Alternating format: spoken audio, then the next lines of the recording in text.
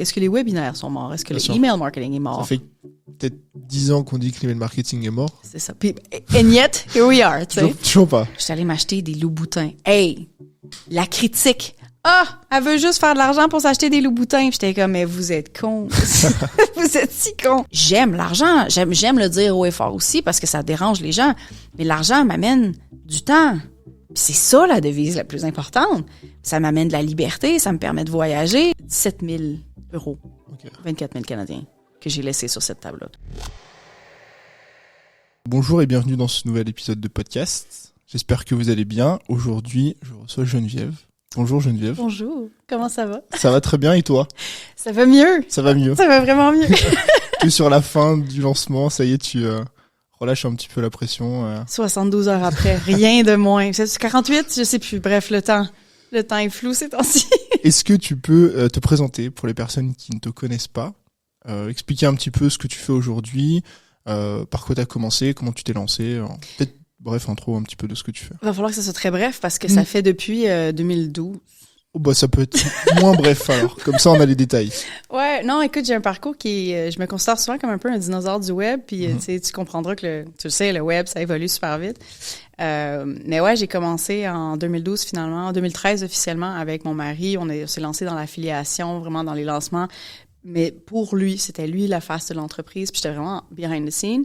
Puis éventuellement, avec tous les voyages qu'on a commencé à faire, les rencontres qu'on a faites, on a commencé à explorer, rencontrer des gens qui avaient différents modèles d'affaires. Puis ça m'a vraiment gros inspiré aussi à partager ça au Québec, à la francophonie, quand on est revenu après en 2017, parce qu'après des années de voyage. Puis c'est vraiment à partir de 2018 où j'ai lancé mon premier podcast, où la francophonie, ça s'est ouvert pour moi, je te dirais. Et à partir de là, j'ai commencé mon image personnelle à moi, mon projet à moi. Puis c'est seulement, là, à travers le podcast initialement qui s'appelait Les vraies affaires, que j'ai eu pendant 4 ans. Puis ensuite, en 2020, j'ai lancé la première édition du Bundle Catching, qui est maintenant rendu mon seul produit, mon seul truc signature finalement, qui a célébré sa 5e édition cette semaine, finalement. Et puis c'est ça. Puis en 2022, 2023, en 2023, et quand ça fait beaucoup d'années, hein, on s'entend, trouver les bonnes années. En 2023, j'ai lancé aussi mon podcast Effronté, qui a maintenant un peu plus d'1 an. Fait que c'est tout ce que je fais. Et c'est quoi qu'est-ce qui t'a fait passer de l'affiliation avec ton mari à vouloir lancer ton projet perso? J'ai toujours été quelqu'un qui voulait être en avant-scène, mais j'avais besoin d'une période où j'allais être derrière parce que j'étais vraiment pas en confiance que j'allais être capable d'être le visage, de porter un projet. Ça m'a pris un bon 7 ans, peut-être un petit peu moins, mais en tout cas beaucoup d'exploration puis de travail sur moi-même à me dire qu'est-ce que j'amène aux gens? C'est quoi ma valeur? Est-ce que vraiment je peux amener quelque chose? J'y croyais pas, honnêtement. Puis ça a pris beaucoup d'être derrière quelqu'un pour apprendre comment qu'on fait un lancement, pour apprendre comment qu'on crée des produits ensemble. Initialement, c'était un e-book qui était, écoute, ça aurait pu être un dictionnaire si ça avait été imprimé, c'était énorme. C'était sur quoi? Parce qu'il était vraiment gros, il y avait énormément de contenu, tu sais, dans le sens... La thématique. Mon mari, quand on a commencé, c'était au niveau de tout ce qui était la santé alternative. Okay. Puis c'est un peu comme un journaliste d'investigation qui fait des résumés. Il travaille avec des experts, il travaille avec des... Puis maintenant, on est rendu vraiment dans une autre industrie de son côté. Mais j'ai appris beaucoup justement avec les collaborations. Puis tout est parti avec l'affiliation parce que on a fait des collaborations qui nous ont amené à faire dans les 6 chiffres dès la première année parce que c'était des gens qui avaient des géantes listes. Puis quand je parle de géants, je parle de 800 000, 1 million, tu sais, géant. Géant, là. Géant pour vrai. Donc, à partir de là, on a expérimenté la vente en tant que vendeur, l'affiliation en tant que vendeur, mais après ça, on a fait du remarketing, puis on a été affilié pour d'autres personnes. Donc, c'est vraiment, vraiment à partir de ça qu'on a, tu sais, comme exploré tout ce sujet-là. Puis éventuellement, j'ai amené ça dans mon univers à moi. J'ai pris toute cette expérience-là. Après me dire, OK, sais-tu, je pense que je peux commencer à en parler. Ouais. Puis encore aujourd'hui, il y a très peu de personnes qui parlent d'affiliation en francophonie. Non, ouais. Puis en plus du côté affilié, de genre comment faire des revenus finalement en affiliation, en étant affilié, puis faire la promotion d'autres trucs. Mais en tant que vendeur... Moins du côté stratégie business, quoi. Absolument. C'est encore très peu connu. Puis c'est les fondations du bundle catching encore. Oui, bien sûr. Puis il y a beaucoup de personnes qui vont se dire, ils comprennent pas comment ça fonctionne. Il y a tellement un rabais géant. Comment est-ce que les gens sont rémunérés, mais pourtant ils le sont. C'est de l'affiliation derrière. Et donc t'as pris un peu ton envol solo en 2017, autour de ça. En 2017, je suis revenue au Québec. En 2018, c'est parti. Et t'as lancé Catching en 2020. Ouais. Et du coup, qu'est-ce qui s'est passé entre ces 2 années? Qu'est-ce que t'as vendu toi, du coup, en solo? Est-ce que t'as continué l'affiliation perso, du coup, en ton nom propre? J'ai, toute l'année 2018, j'avais pas grand-chose à vendre. J'ai fait un petit peu de coaching en one-on-one. J'ai eu 3 clientes. On se rappelle que c'est l'année aussi où je suis tombée enceinte et j'ai eu un enfant. Fait que, tu sais, c'était vraiment une année un peu low-key. Ouais, c'est ça. Fait que cette année-là, ça a été vraiment d'essayer de me trouver. J'étais partie avec l'idée que j'allais lancer un mastermind parce que j'étais rendue là dans ma vie. Ça a fait un peu poète-poète, mais j'ai récupéré les trois de ces clientes-là puis qui ont vraiment établi les bases à OK, comment est-ce que je peux aider ces gens-là? Tu sais, d'avoir un feedback qui était vraiment direct. Initialement, ça m'a vraiment aidé. Quoique je sais que c'est pas un modèle qui m'intéresse du tout maintenant, mais ça m'a vraiment aidé initialement. Puis dans ce processus-là, je me suis dit, je pense qu'à partir de octobre, peut-être, j'ai commencé à travailler sur une formation sur l'affiliation, justement. Marketing affilié, édition créateur, qui n'existe plus maintenant. Je fais plus de formation du tout. Mais j'ai lancé ça en 2019. Puis dans cette année-là, ensuite, là, j'ai commencé plus à travailler, puis vraiment commencé à faire des revenus en tant que infopreneur, parce que dans la première année, c'était plus au niveau coaching. Donc, infopreneur, repartir les bases, commencer à bâtir aussi la réputation avec le podcast qui, à l'époque, en 2018, 2019, 2020, il n'y avait pas tant de podcasts, surtout au Québec. Il n'y en avait pas tant que ça. Même en France. En France non plus. Ça a débarqué côté écoute, donc c'est-à-dire les gens commençaient vraiment à écouter et à produire 2020, 2021. Fait que ça a été vraiment 2 années où j'avais beaucoup d'espace pour être comme hey, c'est la fille, j'avais pas encore les cheveux roses en plus, fait que j'étais déjà quelqu'un qui était comme OK, c'est la fille de l'affiliation déjà, tu sais, c'est la fille de ça. Je prenais la place, j'avais un podcast qui s'appelait Les vraies affaires, on parlait cash, vraiment ça a toujours été vraiment dans les thématiques que je voulais aborder. Puis éventuellement c'est ça, j'ai bâti ma première formation, puis à l'été 2019, j'ai vu passer un bundle de formation américain avec, tu sais, il y a genre 50 produits dedans et tout. Puis je me suis rappelé que j'avais déjà participé dans une autre vie avant, là, tout dans le parcours que je t'ai pas expliqué, qui est vraiment loin. Là. Écoute, il y a eu ça, mais je veux dire, j'ai eu une entreprise aussi commune, un projet avec mon chum qui s'appelait The Couplepreneurs. Puis c'était une espèce de tentative je veux sortir de la santé alternative parce que moi, ça m'intéresse pas, c'était pas mon sujet. Je veux qu'on crée quelque chose ensemble. Puis vu qu'on voyageait, on était comme, on va faire du développement personnel puis de la business pour les couples en business. C'était tout. C'était une espèce de, on va tout mettre là-dedans. On fourre-tout, tu mets tout ce que tu sais, quoi. Genre, c'était notre vie, fait qu'on va en parler. Puis on avait un podcast aussi là-dedans. Puis vu qu'on voyageait beaucoup, on s'est fait approcher par un bundle de formation qui s'appelait de produits d'information. C'était pas que des formations préenregistrées, par exemple, qui s'appelait The Paradise Pack. Puis on avait une formation qui s'appelait Your Freedom Visa, qui était pour aider les gens à partir, justement, comme Digital Nomads, qu'on a mis là-dedans. Donc, j'ai pu expérimenter c'était quoi être un créateur dans un bundle. Une fois que c'était terminé, j'ai pu penser à ça, je pense de 2017 à 2019. J'ai plus jamais repensé à ce modèle-là. Jusqu'à 2019 où je revois ça puis je dis comme oh attends, il y a quelque chose à faire là-dessus là. Puis outre ça, comme je voulais faire découvrir un peu l'infoprenariat, j'entendais que parler des influenceurs puis des blogueurs à l'époque, j'étais comme on est au Québec, on est 8 millions de personnes. Là. Pour être capable d'avoir une entreprise dont tu fais assez de revenus pour te payer, il faut que tu aies énormément de trafic, puis il y a déjà des big players. C'est risqué comme modèle de se lancer là-dedans. Il y a d'autres opportunités qu'on est capable de, tu sais, pour rentabiliser notre temps. Donc, je voulais donner ces outils-là. Puis je me suis dit, il y a des gens qui ont déjà des formations en ligne au Québec. Ça se voulait être pour et par des Québécois. Là. Puis, donc, je commence ce projet-là, je bâtis. Et puis, en octobre, je pense, ou en novembre, il y a quelqu'un qui débarque du bundle. Puis ça faisait quelques mois que je suivais une fille qui était vraiment cool. Puis je débarque dans ses DM, puis c'était Aline Bartoli. Puis j'ai dit, Aline, écoute, j'ai comme une place qui vient de s'ouvrir. On se connaissait un peu, tu sais, on se parlait un peu. Puis t'es comme, ah oui, j'embarque. Puis ça a été l'ouverture vers la France à partir de là. Puis à partir de là, j'ai lancé aussi une autre formation qui s'appelait la méthode bêta, qui était pour lancer sa première formation, valider l'idée, c'est vraiment faire un bêta test d'un lancement. Ça a été vraiment les 2 formations que j'ai eues. J'ai jamais fait de formation sur les bundles. Quoique j'ai des clientes qui ont... Qui demandent. Oui, agressivement. Mais j'ai une cliente aussi qui a pris ma formation sur l'affiliation, puis qui a juste écouté un épisode de podcast, puis qui a lancé son propre bundle, puis qui a fait mieux que moi la première année. Puis j'étais genre, cool girl. Oh, trop bien. Ouais, c'est génial. Et comment tu gères ça? Souvent, les gens s'autoproclament leaders, et quand ils voient leurs élèves ou d'autres personnes faire mieux qu'eux, il y a un sentiment un peu de ah merde, j'ai pas envie. Oui. Comment tu vis le fait que tu t'es une coachée qui fasse mieux que toi la première année sur un bundle? Ah, moi, c'est beaucoup de fierté. Très contente. Oui, vraiment. Dans le sens, déjà, on n'est même pas dans la même niche. Genre, c'est quoi, what's the point? Ouais.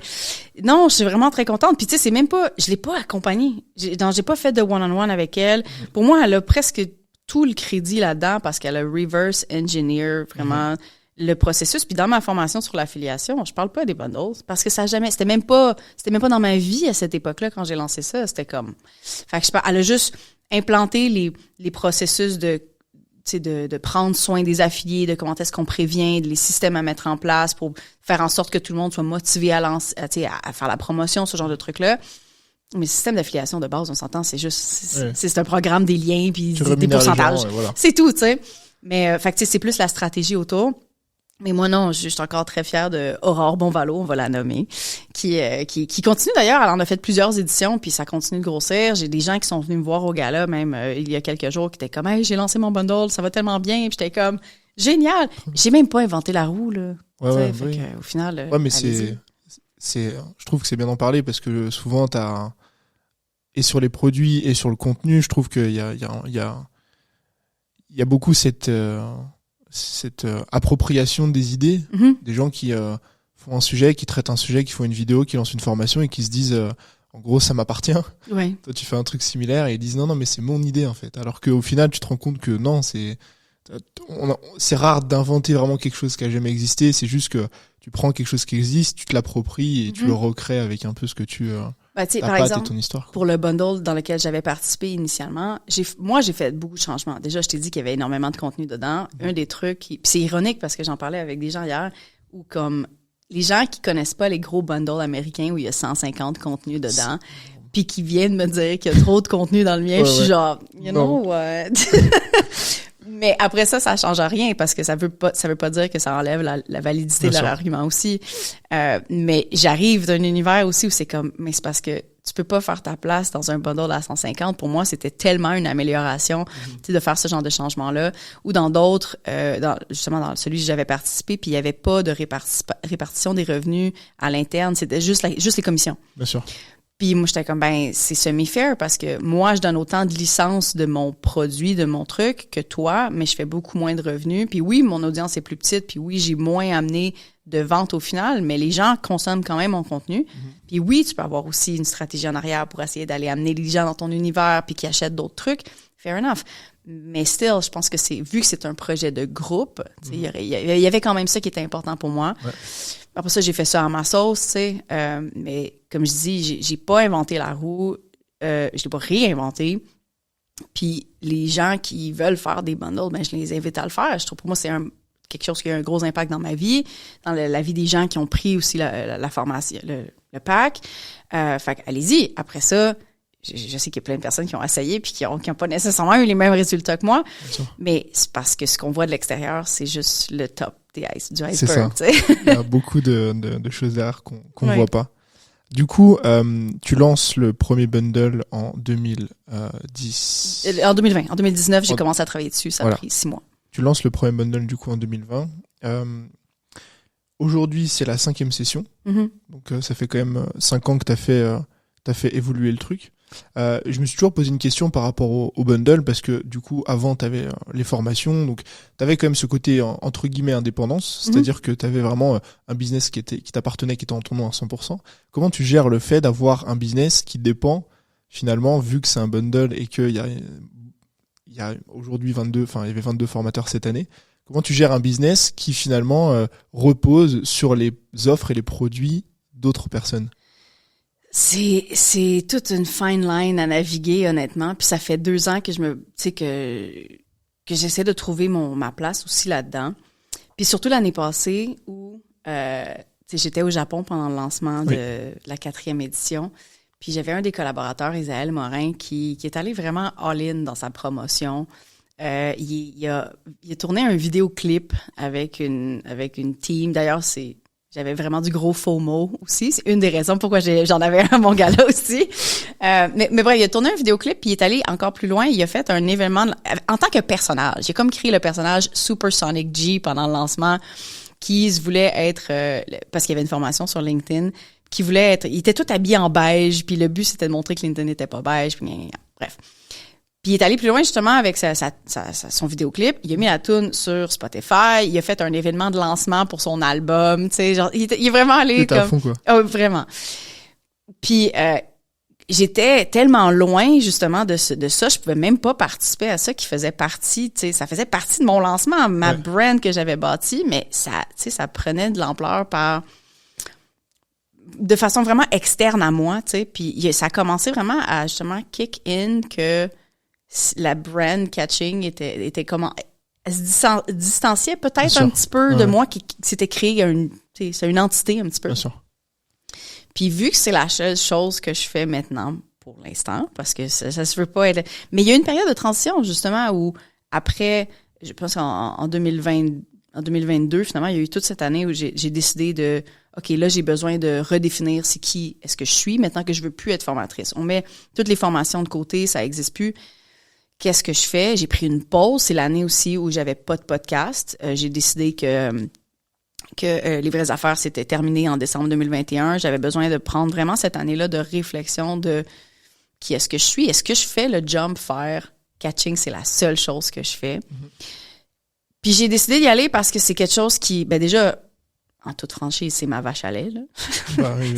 Faut dire les termes, de toute façon. Hein. Tu sais, puis tu sais, les autres formations, et il fonctionnait bien aussi, là. Ça faisait quelques centaines de mille par année aussi, c'était bien. Mais c'était pas l'entièreté, c'était pas le plus gros. Mais c'était plus aussi les formations, les trucs qui m'animaient, qui venaient me chercher vraiment. Donc, en décidant vraiment de focusser sur catching, oui, j'ai mis toutes mes œufs dans le même panier, puis je me suis dit, OK, tu sais, let's make it work.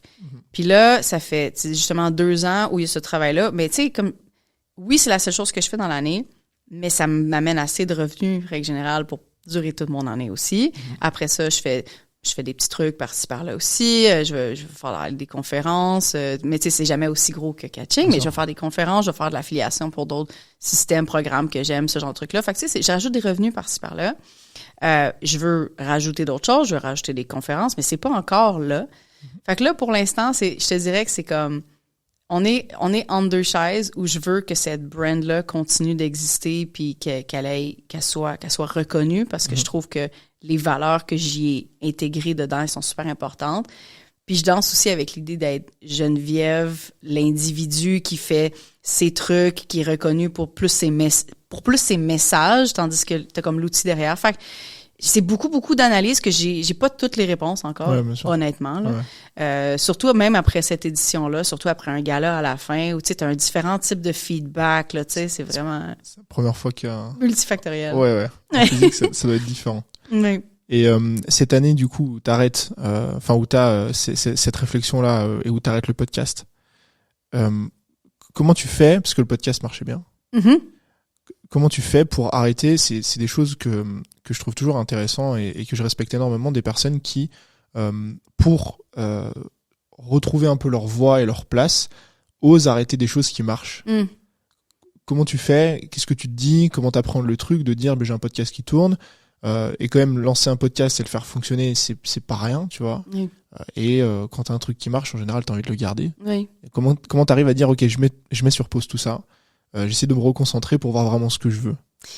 J'aime beaucoup l'analogie de la plante en pot. C'est déjà entendu? Non. Je suis une fan de plantes, j'en ai partout, tu sais. Bon, j'ai un poulet aussi, mais outre ça, j'ai beaucoup de plantes sur moi, mais j'aime beaucoup les plantes d'intérieur. Je vais mettre un bémol à ça. Mais dans tous les cas, en fait, c'est important. J'aime beaucoup les plantes d'intérieur, mais les plantes d'intérieur poussent dans des pots. Ils sont pas aussi libres que leurs comparses à l'extérieur. Puis l'affaire, c'est que quand une plante reste trop longtemps dans son pot, elle se met à spinner, littéralement. Les racines commencent à tourner comme ça, puis ils cherchent à sortir. Puis souvent, il y a des trous dans le fond, puis ils vont essayer de sortir vers le fond, puis ils tournent. Donc, quand tu sors la plante pour essayer de la sauver, à la limite, tu vas voir que toutes les racines sont toutes coincées, sont toutes prises à l'intérieur, et vraiment, ils sont toutes tordus. La seule chose que tu peux faire pour aider la plante, parce que sa croissance arrête. Complètement. Elle fleurit plus. Ça veut pas dire qu'elle survit pas. Elle va être là, tu vas lui donner, mais quoi qu'elle va commencer à grandir, quoi. Elle grandit plus. La seule chose que tu peux lui donner pour qu'elle continue à grandir, c'est de la rempoter dans quelque chose de plus gros. C'est de tout délousser les racines, qui sont toutes twistées, toutes pognées, de mettre ça dans un plus gros pot, tu remets dedans, tu mets de la terre autour, puis là, tu attends que les petites racines, ils repartent. Puis j'aime beaucoup cette analogie-là parce que au moment où j'ai décidé d'arrêter les vraies affaires, j'étais toute poignée. Dans ton pot. Dans mon pot, littéralement. La seule chose dont j'avais besoin, c'était d'être dans un plus grand pot, de prendre plus d'espace, puis de me dire, puis de trouver, puis de m'enraciner ailleurs.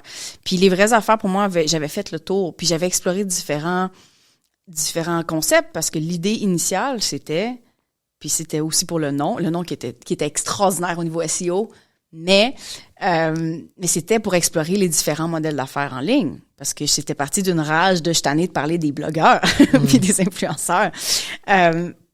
Puis j'avais exploré beaucoup de modèles d'affaires différents, écoute, vraiment avec plein d'entrevues, c'était super pertinent puis tout. Puis à un moment donné, j'étais comme, là, on parle beaucoup des autres, mais j'ai envie qu'on parle de moi, de mon modèle d'infoprenariat, parce que je veux que ça me serve à moi. Donc après 2 saisons, on a vu un shift où c'était moins des entrevues vers les autres, puis c'était plus, on commence-tu à parler un peu plus d'infoprenariat? Puis après ça, j'ai fait des changements, puis j'ai essayé de changer l'intro, puis je sentais qu'on avait vraiment fait le tour. Mais les gens appréciaient énormément le contenu quand même.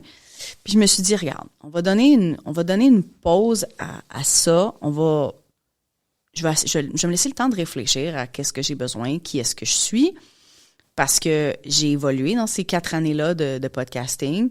Qu'est-ce que j'ai amené? Maintenant, il y avait le bundle aussi qui prenait de la place. C'était comme, OK, c'est quoi la place de ce podcast-là dans ma vie? J'avais besoin d'une pause. Honnêtement, c'était vraiment l'entrepreneur derrière le podcast qui avait besoin de cette pause-là. Puis, initialement, quand j'ai fini ça, je me suis dit vraiment avec une idée de peut-être que ça va repartir. Tu sais, le nom est bien, il y a du contenu, il y a du référencement, il y a que ça va tout. continuer, Peut-être, non, on verra. Peut-être que dans 1 an, je vais décider de repartir la machine, puis c'est fin. Mais vraiment, dans cette année-là, en 2021, 2022, en tout cas, bref, de réflexion, ça a été les vraies affaires. Je peux pas essayer de leur twister pour que ça fonctionne. J'ai besoin de partir à neuf dans quelque chose qui fit avec Jen de 2022, tu sais, ou 2023. Ça va pas les années, là. Anyway, qui fit avec où est-ce que je suis rendue parce qu'on évolue puis qu'on n'est plus la même personne, puis de se donner le droit aussi de plus être cette personne-là, puis de se dire c'est correct quitter maintenant. Ça fait peur de repartir, puis tu sais, de repartir de zéro dans l'autre, c'est du coup, oh my God. Puis tu sais, j'ai des collègues que ça fait des années qui ont leur podcast sur genre 2 millions de downloads, puis je suis comme, oh my God. Si j'avais pas arrêté. Tu sais, peut-être. Mais tu sais, shoulda, à coulda, l'instant woulda. T, c'était ce qui j'avais besoin. Ce qui te faisait vibrer, c'était de te dire, je suis pas actuellement à ma place et je sens que j'ai besoin de partir ailleurs. Puis tu sais, effronté, je le trouve tellement plus aligné avec qui est-ce que je suis maintenant. Bien sûr. Puis, tu sais, quand j'ai reparti, quand j'ai parti ce podcast-là, j'ai fait une collaboration avec je vais l'appeler sound designer, je suis pas sûre que c'est le bon titre qu'elle se donnerait, Émilie Laliberté, qui m'a aidé à faire l'intro, finalement. Puis l'intro, c'est dans les choses que je me fais le plus, genre les commentaires, tu sais, puis ça me met tellement dedans, tu sais. Puis je me rappelle qu'à l'époque, quand on brainstormait sur ça allait être quoi l'intro, puis là, dans le texte, il y avait aussi, tu sais, t'es tanné de marcher sur des œufs, tu sais, pour pas déranger les gens, tu sais, que bon. Émilie était comme, hey, non, mais on pourrait faire, tu sais, le début de, tu sais, on a quelqu'un qui est comme malaisé, puis qu'elle marche sur des œufs, on a des bruits d'œufs, ou genre, je sais pas quoi. Puis j'étais comme, non. Genre, je veux pas que dans les premières secondes de mon podcast, on ait le feeling de défaite. De déranger. Ouais. Je veux que dans les premières secondes de mon podcast, ça soit, fuck yeah, ça va être malade. Puis tu sais, vraiment, cette vibe-là, vraiment bold. Puis on l'a travaillé comme ça, puis ça sonne encore comme ça, puis j'adore encore cette musique-là. D'ailleurs, c'est la musique qu'on a utilisée pour la vidéo au gala. J'ai révélé à tout le monde qu'il y avait des paroles sur cette chanson-là. La chanson s'appelle Let's Get This Money. Une des raisons pourquoi je l'ai choisie d'ailleurs. Mais bref, tu sais, c'était tellement plus aligné, et ce l'est encore, que pour moi, c'est 100% justifiable d'avoir laissé les vraies affaires derrière. C'est un bon, comment dire, c'est un bon exemple de résilience, je trouve, qui prouve que parfois il faut savoir laisser derrière soi des choses qu'on a réussi à construire et accepter juste que c'est fini, tu vois, en mode on tourne la page et on monte un autre projet, et c'est pas parce que on monte un autre projet et qu'on en arrête un que on va revenir en arrière ou que ça va être moins bien ou qu'on va régresser, au contraire. Je pense que c'est dans les trucs qui sont... Je vais juste continuer là-dessus, mais je pense que c'est dans les trucs qui, pour moi, c'est rendu beaucoup plus facile, parce que de dire non à des trucs qui sont pas alignés, ça fait longtemps que je le pratique beaucoup.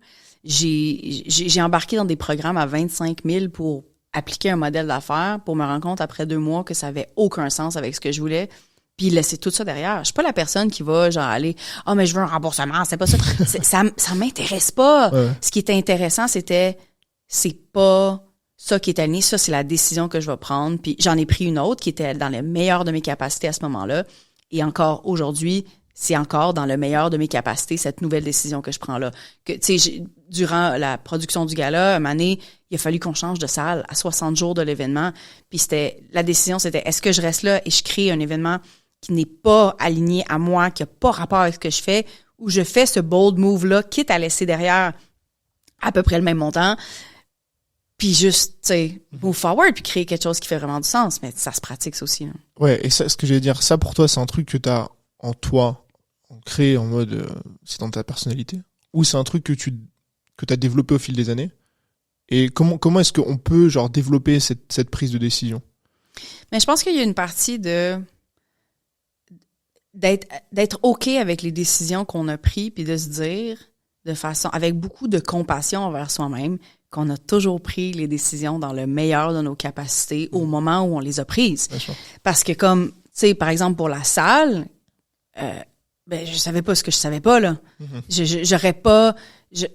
c'est tout. Je savais pas ce que je savais pas. Tu finis par le savoir plus tard, puis tu dis, ah ben là... Trop tard. Oh merde, tu sais, qu'est-ce qu'on fait, tu sais? Ouais. Puis là, t'as 2 choix. Ça, c'est tu restes là, statu quo, ou tu changes de décision, puis tu avances. Puis l'expression, il y a juste les fous qui changent pas d'idée. C'est ça pour vrai. Je veux dire, t'as le droit de changer d'idée, t'as le droit de décider que, ben non, maintenant, cette partie-là de ma vie n'est plus alignée et je vais juste aller de l'avant vers quelque chose d'autre. Puis ça passe par une compassion vers soi, énormément, mais aussi une pratique, puis des petites décisions de dire qu'est-ce qui n'est pas aligné présentement dans ma vie. Ça veut pas dire que tu vas tout changer, là. Tu sais, tu laisses ton mari et tes enfants, tu t'en vas dans un autre pays. Tu sais, 0-100, là, tu sais. Il y a des petites choses, des fois, que tu es juste capable de faire. C'est que ce soit je sais pas, un morceau de vêtement que tu as décidé d'acheter, puis que tu mets tout le temps, parce qu'il est trop petit, mais tu te dis ça va te motiver à perdre du poids. J'en tiens une affaire comme ça, puis tu te dis c'était une mauvaise décision. À ce moment-là, c'était une bonne intention, mais non. Tu sais, je veux dire, c'est petit, mais en même temps, c'est juste de check. It's done, puis on passe à autre chose. Ouais, et puis petit à petit, tu prends des décisions qui sont de plus en plus... Oui, bold. C'est ça. Oui. Mais c'est vrai que c'est souvent quand on prend des décisions, ou qu'on analyse plutôt des décisions qu'on a prises, on les regrette, alors que quand justement on les a prises, on savait pas. Exact. Et c'est important comme tu dis, de se lâcher un peu la grappe. 100%. Oui, j'aime beaucoup cette expression. Nouvelle expression française. J'aime ça. Donc on en est rendu cette année au 5e lancement donc, du catching, 5e édition. Oui. Comment t'as fait évoluer, comment t'as vu l'évolution de ces éditions au fil des années, parce que quand on lance au début, j'imagine que c'est tout nouveau, on y va un petit peu comme ça, sans vraiment savoir ce qu'on fait. Comment est-ce que t'as, toi, vu l'évolution des catchings, comment t'as fait évoluer la chose au fil des années pour que ça ressemble de plus en plus à ce que tu souhaites? Right. Écoute, la première année, vu que j'avais aucune idée comment ça allait, personne connaissait les bundles. Les gens connaissaient à peine l'affiliation à même le bundle. C'était comme, on verra ce que ça donne. Puis, écoute, à l'époque, j'avais jamais fait de lancement à plus de 100 000 $. Fait que c'était comme, c'est big thing. Je voulais faire 100 ventes. J'étais comme, 100 ventes, c'est un gros chiffre, là, ça va être cool, tu sais. Puis on en a fait 760. Puis j'étais comme, OK. Il y a quelque chose d'intéressant. Mais tu sais, à l'époque, le bundle coûtait 147 $. Là, tu sais, je veux dire, la valeur a augmenté jusqu'à arrêter à 297 à peu près. Bon, cette année, on a eu une différente structure de prix, mais tu sais, à partir de là, il y a eu comme un déclic. OK, il y a quelque chose d'intéressant là. Puis c'est pas juste pour moi, pour les gens. Tu sais, il y a eu comme vraiment un engouement. Donc, la deuxième année, là, c'était clair, il allait avoir une deuxième édition. Donc, la deuxième année, je me suis dit, bon, on a fait, tu sais, dans un espèce de setter des objectifs qui sont complètement sortis du cul, de genre, tu sais quoi? Ça va être le double. Genre, j'aimerais ça faire 1500 ventes. C'est faisable, right? Puis la deuxième année, on en a fait 3000. Puis j'ai comme, oh! Attends un peu, là! On était rendu à 197. J'avais augmenté le prix. Mais ça a toujours suivi une valeur de 96% de rabais, à peu près, dans toutes les années. Ouais, donc en gros, peu importe si le prix augmentait, il y avait toujours plus de valeur. Plus de valeur. Oui. Puis dans les premières années, il y avait 15 formations parce que moi aussi, j'en incluais une. J'ai inclus du contenu pendant 3 ans. Puis après ça, j'ai arrêté. Puis j'étais juste comme... Tu t'es retiré, manage le truc. Voilà. Donc, là, j'étais OK, cool, ça va bien. Fait que là, on a passé la première édition où on avait fait 112 000 de CA. La deuxième, on a fait 594. J'ai dit, OK, cool. C'est des bons chiffres. Fait qu'encore là, une troisième édition était bien évidente, tu sais. Bien sûr. Puis à partir de la troisième édition, on a commencé j'ai augmenté on a fait 147, 197, 247 à la troisième édition. Là, on avait fait 854 000 à la troisième édition. Qui était very good as well. Encore. On parlait de 594 presque, quand même. Mais ouais, c'était quand même une belle édition. Puis là, tu vois, l'année qui a suivi, donc la quatrième, on a fait encore 854.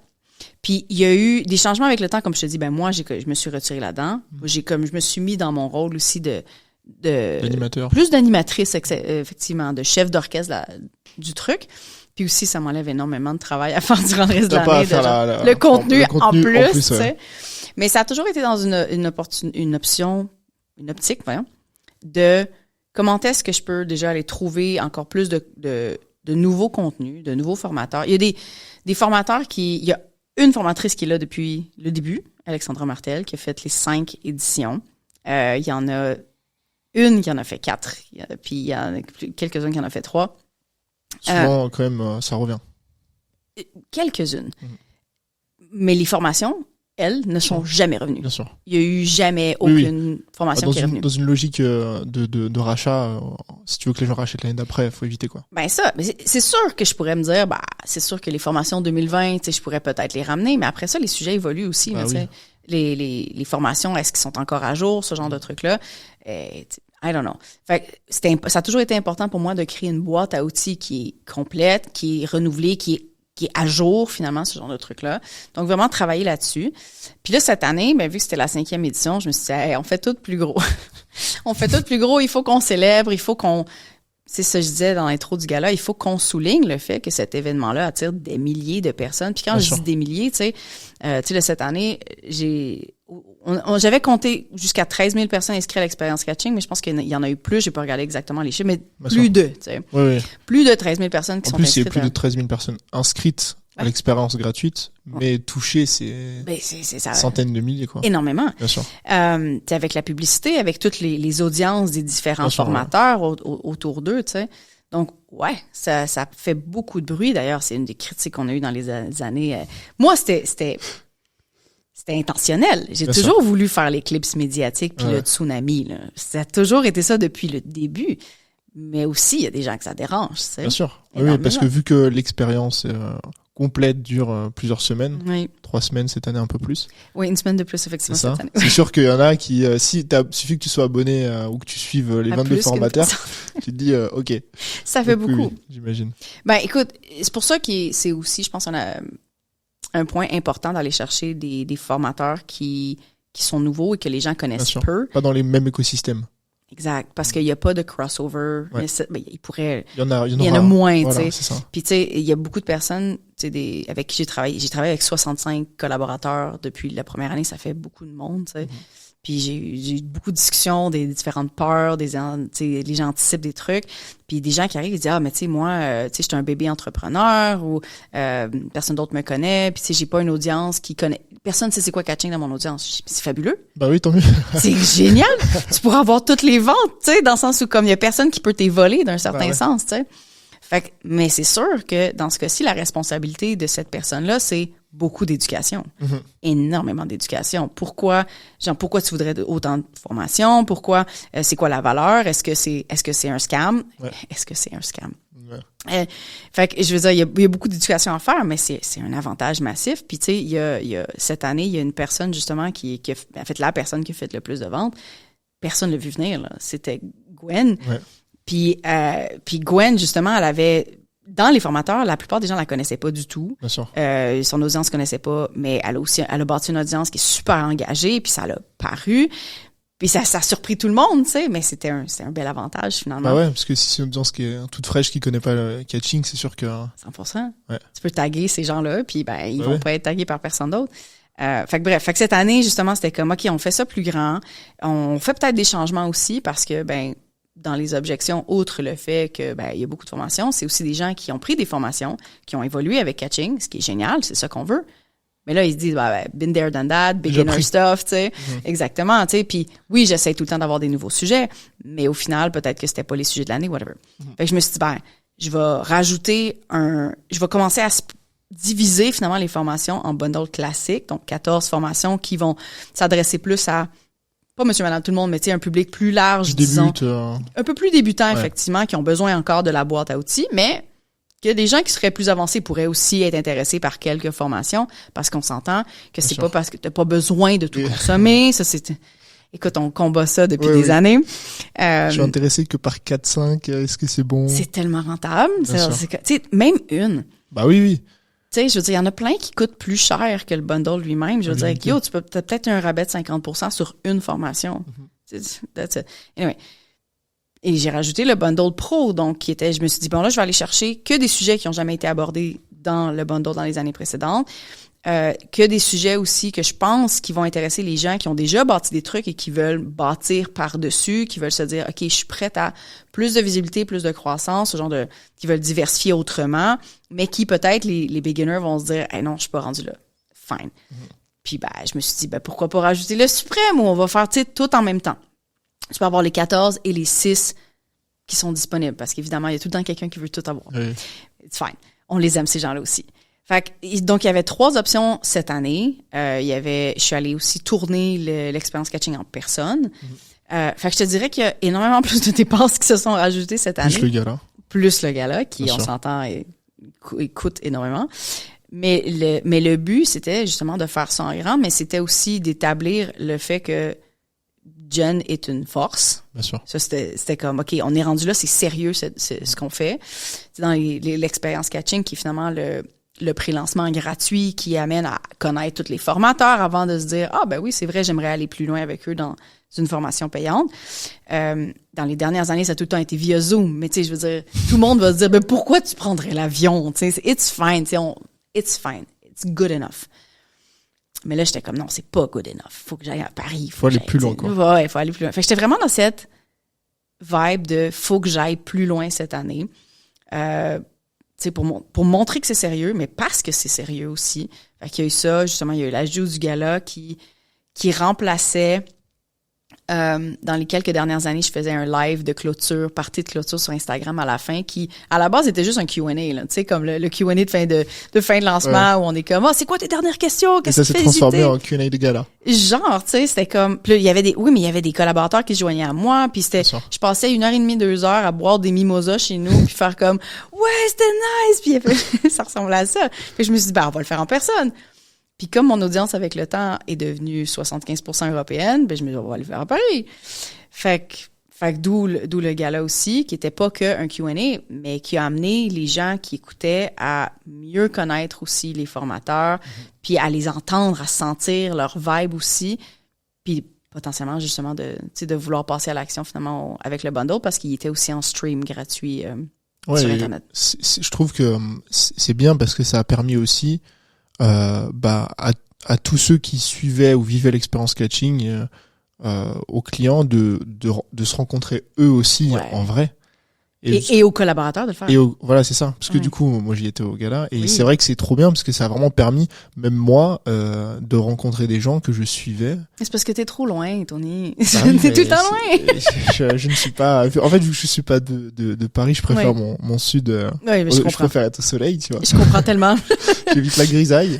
Et c'est vrai qu'il y en a plein que je suivais et qui on avait déjà échangé, fait des projets. Et ça a été l'occasion géniale, enfin, parfaite de rencontrer, tous ces gens et c'est vrai que il y a quand même ce côté aussi incroyable de te dire t'as réussi à rassembler des entrepreneurs des entrepreneuses qui sont pareils, partagent les mêmes valeurs et elles ont pu je l'ai vu parce que toi tu l'as moins vu je pense au début parce que tu préparais, t'étais dans les coulisses mon Dieu, et t'avais le show mais pendant les 2 heures où justement il y avait la partie networking au début, les gens étaient là, ils échangeaient entre eux, ils se donnaient des numéros, des Insta, tu fais quoi? Trop bien, moi aussi, machin. Et en fait, ça crée une émulsion qui est incroyable. Puis c'est quelque chose qu'on n'a jamais vraiment pu et voulu offrir. À travers les années, les gens disent, pourquoi on n'a pas un groupe Facebook? C'est mort. Mais still. Pourquoi on n'a pas comme un endroit, tu sais? Puis, une des problématiques avec ça, c'est que, je veux pas que ça soit juste un groupe ouvert où tout le monde fait n'importe quoi. Faut qu'il y ait une certaine forme de maintenance. Modération, Mais comme c'est des formations sur plein de sujets dont je ne suis pas l'experte, faudrait peut-être que les formateurs aient là-dedans, mais je veux dire, c'est quoi l'engagement de ça? C'est pas nécessairement une communauté qui m'a, à l'époque aussi, parce que j'avais des formations qui m'amenaient quelque chose à moi spécifiquement. Puis oui, on pourrait peut-être créer un bel environnement d'échange et tout, mais ça prend de l'énergie à gérer ces trucs-là, tu sais. Ouais. Donc, j'ai jamais vraiment été intéressée par ça. Mais le gala, effectivement, a créé cet espace-là vraiment intéressant. Puis pas que pour les échanges, mais aussi, tu sais, aussi cette espèce d'espace-là pour laisser les gens prendre de l'espace. Toute vraiment l'expansion. Puis ça fait partie des valeurs de l'événement aussi. Mais tu sais, j'ai vu vraiment des gens fleurir. Puis j'ai eu des discussions justement avec les collaborateurs où comme c'était la première fois que les gens se rencontraient en personne, parce qu'on a toujours eu un groupe, dans les dernières années c'était un groupe Facebook, là, cette année c'était un serveur Discord pour les mêmes raisons. Mais ils se sont jamais vus. Oui.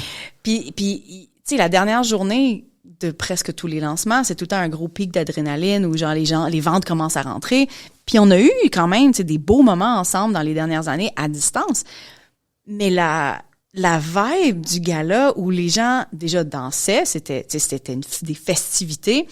Puis je me rappelle d'un moment court avec Alexandra Martel, comme je t'ai dit, qui a participé à toutes les éditions, qui vient me voir, puis elle est toute émotionnelle, tu sais, puis on danse, puis elle me dit « Jen, je t'aime, ça fait 5 ans! » Puis elle me tape dans les mains. Puis j'ai des frissons. C'est la première fois que je fais ça avec cette fille-là en 5 ans. Pendant le projet, tu sais. Bien sûr. C'est fou. Puis c'est des opportunités qui se créent entre eux. Mm-hmm. C'est des opportunités que eux reçoivent aussi cet amour-là en personne. Bien sûr. Oui, les DM. Oui, les... Ça vaudra jamais le contact. L'électricité. Bien sûr. Vraiment. Fait que ça a été vraiment une opportunité pour plein de personnes de vivre des affaires complètement différentes. Mm-hmm. Puis c'était pas...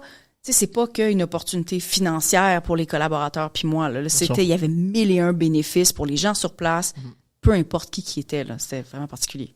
Mais, du coup, j'imagine que ça demande quand même beaucoup d'efforts et d'investissement d'organiser un gala en physique. Oui. Ça a été quoi les challenges que tu as rencontrés pour l'organisation d'un gala? Tous. Plusieurs centaines de personnes en physique. Tous.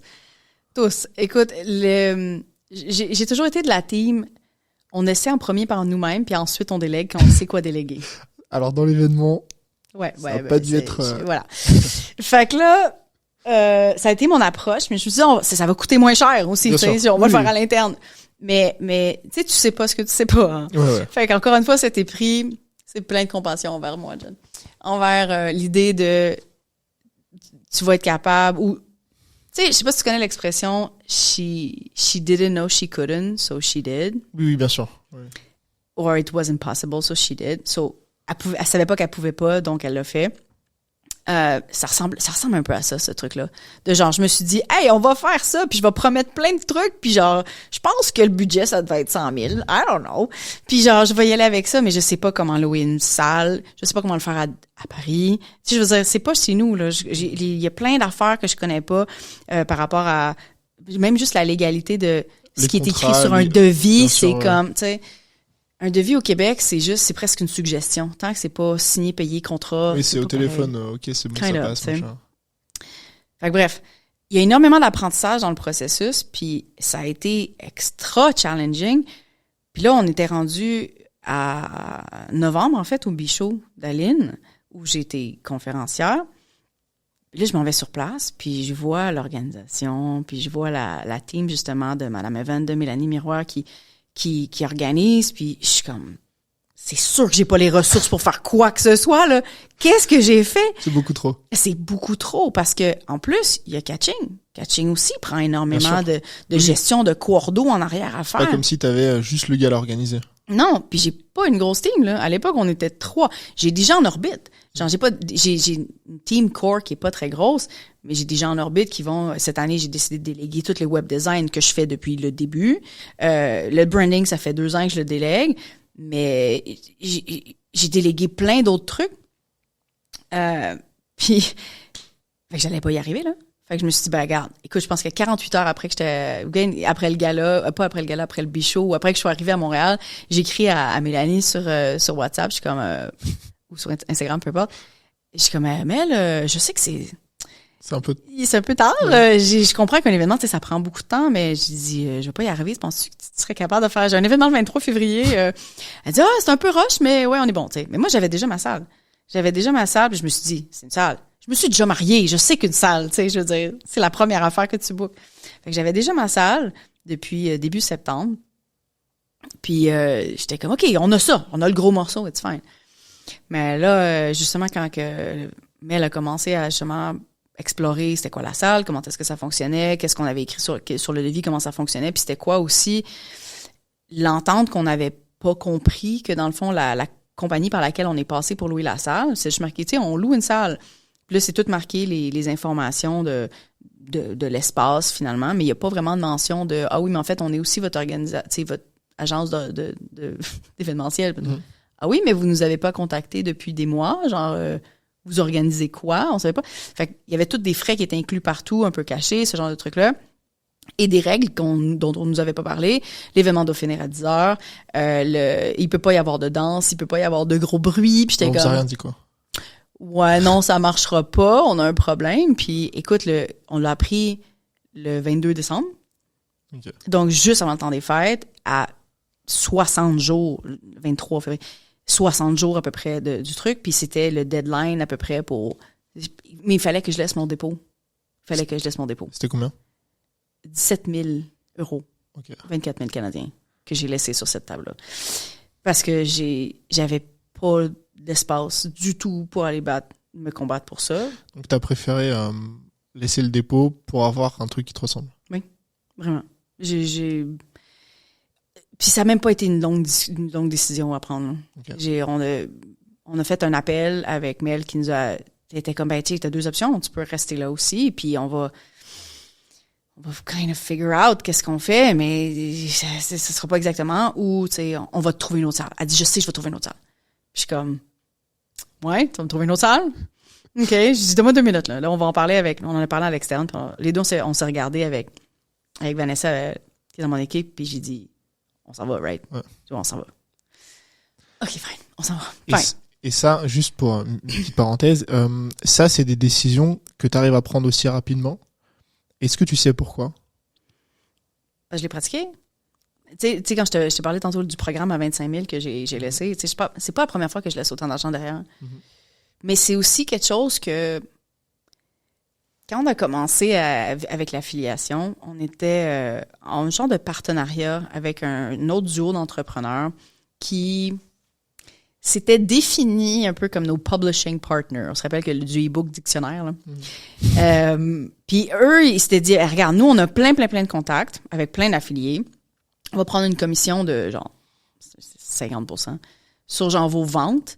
Mais nous, on va vous plugger, tu sais. On va vous plugger partout avec plein d'affiliés. OK, cool.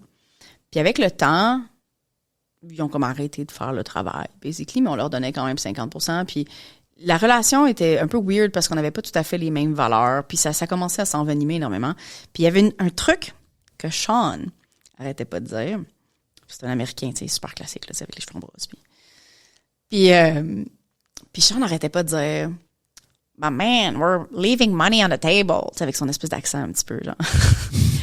Leaving money on the table, ça m'agressait tellement quand il disait ça, là. J'étais comme « Mais je suis tellement prête à laisser d'argent sur la table si ce qu'on est en train de faire est pas éthique ou qui est pas nice ou qui est pas... » Tu sais, si, par exemple, on fait la promotion d'un produit auquel on passe beaucoup d'affiliations, et que c'était des promos tous les jours, non-stop. Il y avait tous les jours. Puis c'était comme, non, mais c'est pas aligné à ce que Nick est. J'étais un petit peu la chienne de garde de son branding, tu sais. J'étais comme, non, ça n'a pas de sens. Puis il me dit, lui, c'était vraiment, mais on peut pas laisser de l'argent sur la table. Il faut tout prendre. Puis j'étais comme, non, man, de l'argent, c'est juste de l'argent. Ça va, ça vient. Ça va, ça vient. Ma devise la plus importante, même si j'aime l'argent, j'aime le dire haut et fort aussi parce que ça dérange les gens, mais l'argent m'amène du temps. Puis c'est ça la devise la plus importante.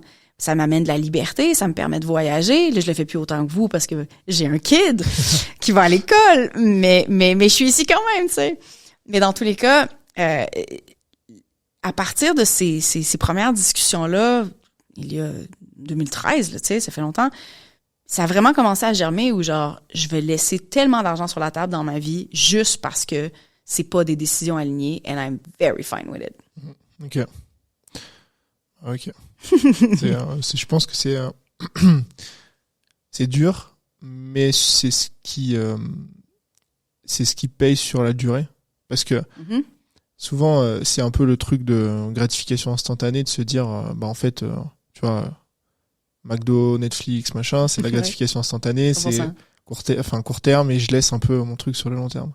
Et avec l'argent, c'est un peu pareil, c'est que t'aurais pu prendre tout ça, mais au détriment d'une réputation qui peut-être aujourd'hui, peut-être que t'aurais pas cette réputation et peut-être que Catching, ça aurait pas pu durer. Tu sais, c'était la première édition du gala aussi, là. Bah ouais. Il y avait un vrai concern première impression, quoi. de première impression. Bien sûr.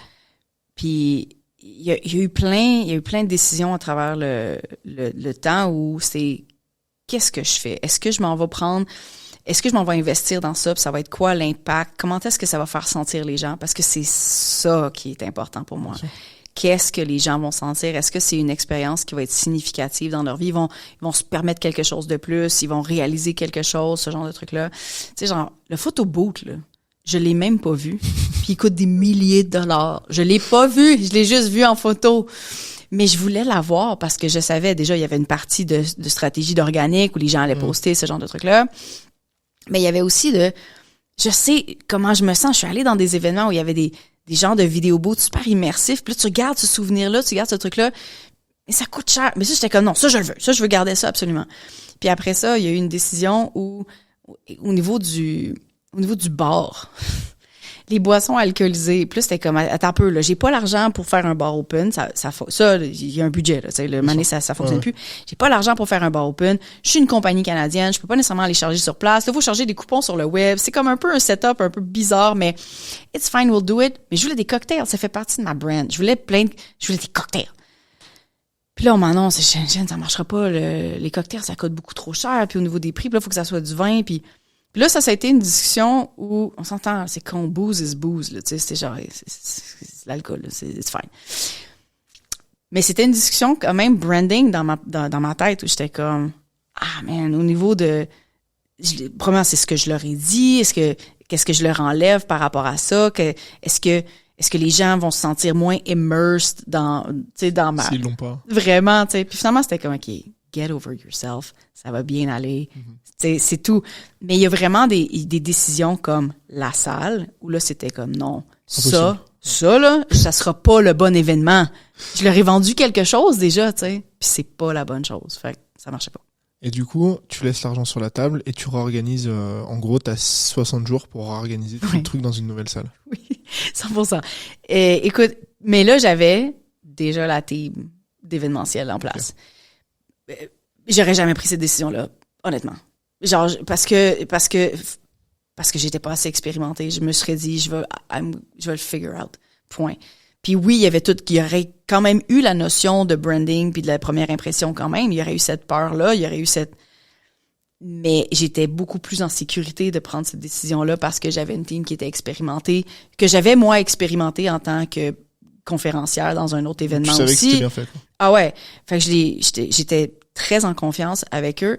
Mais ouais, là, ça a été... Mais écoute, 23 décembre, écoute, les filles étaient déjà en train de contacter des salles. « Oh, mais là, tout le monde est en congé. » Je suis comme, j'imagine qu'on est en congé, c'est Noël, tu sais. Fait que là, fait qu'on a eu comme 2 semaines on est en stand-by, puis je peux pas le dire à personne encore parce que je veux pas dire j'ai plus de salle puis faire paniquer les gens. Je voulais annoncer quand j'allais avoir une salle. Puis l'ironie, c'était que la seule salle, ben c'est pas la seule, il y en avait quelques autres, mais une des salles qui pouvait nous accueillir autant en termes de volume, qui était disponible, tu sais. C'est le New Cap qui était la même salle d'Aline, tu sais. J'étais comme, bon, tout le monde va penser que je la copie. C'est un signe et tout. Tu t'es dit, bon, c'est bon. Tu sais, je la connais, cette salle-là. Ça va bien se passer au moins. Tu sais, je connais la salle, tu sais, on a de l'expérience avec la team, ce genre de truc-là. Mais ouais, là, tout a été rush. Là, on prend des décisions, puis une des problématiques, je te dirais, puis ce que je veux pas recommencer, mais là, on apprend, c'est que à ce moment-là, j'avais déjà des billets qui étaient vendus, promis des trucs, puis là, j'étais obligée de bâtir autour de ça, dans ces paramètres-là, au lieu de dire, j'ai un budget, puis je veux bâtir dans ce paramètre-là, puis d'avoir le temps puis l'espace, plus d'avoir des commanditaires. Est-ce qu'on a essayé cette avenue-là? Ça n'a pas été évident. Encore une fois, par manque d'expérience aussi. Comment est-ce qu'on approche? À quel moment? Qu'est-ce qu'on dit? Ce genre de truc-là. Donc, écoute, c'est baptême par le feu, mais on est arrivé, puis ça s'est bien passé, puis c'est une belle soirée. Je pense que tout le monde qui était là a bien apprécié. Ouais. Mais ça a été toute une année, par exemple. Bah oui, j'imagine que ça a été beaucoup d'orgas. Tu m'as dit tout à l'heure, le catching, t'avais pris 9 mois de préparation, oui, à peu près. Oui. Comment tu gères ton équilibre de vie pendant cette période? Le pire, c'est la fin, on s'entend. J'imagine. Parce que c'est pas steady, tu sais, dans le sens où, tu sais, quand on fait un lancement en tant infopreneur, disons, j'ai une nouvelle formation à lancer ou j'ai déjà ma formation, je veux refaire un lancement, whatever. Ça dure une semaine et hop. Ben, oui, ça dure une semaine, mais aussi, tu vas faire ça pendant 2 mois, tu prépares tes emails, tes webinars, whatever. C'est pas extra long, tu sais. Puis c'est vers la fin que là, tu donnes un gros coup. Bon. Ça dure 9 mois parce que déjà, il y a une période and you know it, d'aller trouver les formateurs qui est vraiment en avance. Puis pourquoi je le fais autant d'avance, c'est que pour moi, c'est important de respecter leur temps. Ça prend, cette année, c'était 4 semaines. Je le ferai plus. Ça va être 3 semaines. Mais c'est des apprentissages. C'est de la data que j'ai maintenant. Mais dans tous les cas, c'est 3 semaines en février. C'est long. Ça prend beaucoup d'espace, que je leur demande. Je leur réquisitionne. Je dis, là, tu as des obligations de promotion à faire ici, puis ici. Dans le milieu, c'est comme pas trop pire, mais tu sais, c'est faut beaucoup d'énergie. Faut pas qu'ils aient des trucs déjà même... idéalement, tu sais. Puis je veux dire, il y en a qui le font quand même. Puis à chaque fois, je suis comme... Il me semble que je te l'avais dit. Mais bref. Mais oui, mais c'est un respect du temps. C'est de dire, check, je sais que toi, tu as ton agenda, que tu as tes plans pour toi-même, pour tes propres formations, pour tes propres services. Je te le dis d'avance pour qu'on puisse s'entendre puis que ça soit réservé. On peut-tu, tu sais... Fair enough. Puis pour moi, c'est important justement de faire plein de follow-up à travers l'année puis de vraiment supporter ces gens-là tout au long du processus pour que ça soit... La seule chose qu'il y a à faire, c'est du marketing. Mm-hmm. Puis ça dépend des gens, mais c'est la partie la plus facile pratiquement. Là. Bah oui, souvent ils ont l'habitude, vu que c'est déjà des formateurs, de se dire, voilà. OK, je fais la promo, j'en ai déjà fait. Exact. Ils n'ont pas besoin de faire rien au niveau de la cordeau. Ils n'ont pas besoin de faire la structure. Ils n'ont pas besoin de faire toute la cordeau pour le lancement, pour l'expérience catching. Ils ont besoin de se poser pour faire une entrevue, puis ensuite écrire des emails, puis faire des posts. Ça ressemble pas mal à ça. Et puis je fais ça très simplifié parce que j'ai beaucoup de formateurs qui se donnent, mais tu sais, vraiment, là. Puis c'est eux qui ont le plus de résultats aussi, on va se le dire. Mais dans tous les cas, donc on commence justement à partir de ce moment-là. Puis vu que là, cette année, on rajoutait le gala, il y avait plein d'inconnus à savoir quand est-ce qu'on devrait commencer ça. Je sais pas quand, ou je vais le faire le plus possible d'avance. On va prendre l'espace parce qu'en plus, là, je leur demandais de se déplacer en personne. Oui. Juste pour l'expérience catching et plus tard en février. Mais en février, ils n'étaient pas obligés de venir. C'est un autre contrat que j'ai signé avec eux, pour le dire, pour 2 trucs vraiment séparés. Puis il y en a 17 qui sont venus sur les 22. Il y en a qui pouvaient pas parce qu'ils étaient à Bali pour d'autres raisons X, mais dans tous les cas, il fallait pour moi que je leur donne l'espace de bien réserver d'avance parce que moi, quand on me dit quelque chose à la dernière minute, je suis comme don't you dare. Mon horaire, il est plein. Je vais pas faire de la place. Je vais pas faire de la place pour toi. S'il y a de la place, ça va me faire plaisir de te mettre là, mais mes affaires passent en premier. Puis comme les leurs passent en premier. Comme les leurs passent en premier. Donc, c'est pour ça que je dois me prendre l'avance pour vraiment me faire une place dans leur horaire. Puis, ben éventuellement, à partir de là, ben on commence plus au niveau, justement, tourner l'expérience catching, la prep, récolter le matériel promo. Fait que je te dirais que les 5 premiers mois, techniquement plus que ça. D'habitude, c'est décembre, janvier, février qui est assez intense au niveau de, ben là, faut finir les pages de vente, faut écrire les courriels, préparer les reels, puis tu sais, je fais des reels tous les jours pendant le lancement, puis parce que j'ai ma promo aussi à préparer en même temps, tu sais. Mais d'habitude, les 5 premiers mois, c'est assez slow, tu sais. Je suis capable d'avoir d'autres projets en même temps. Cette année, il y en a pas eu d'autres, là. Puis ben c'est ça, à partir de décembre, on rentre vraiment plus dans la création du marketing lui-même, de la promotion interne, mais aussi tout le contenu. On a pris de l'avance au niveau justement des pages de vente que, comme je te dis, j'ai déléguées. D'habitude, je finis toujours genre le 5 janvier. Mais puis là, ben c'est ça, à la fin c'est tout le rodéo là, de promo. On est tous épuisés.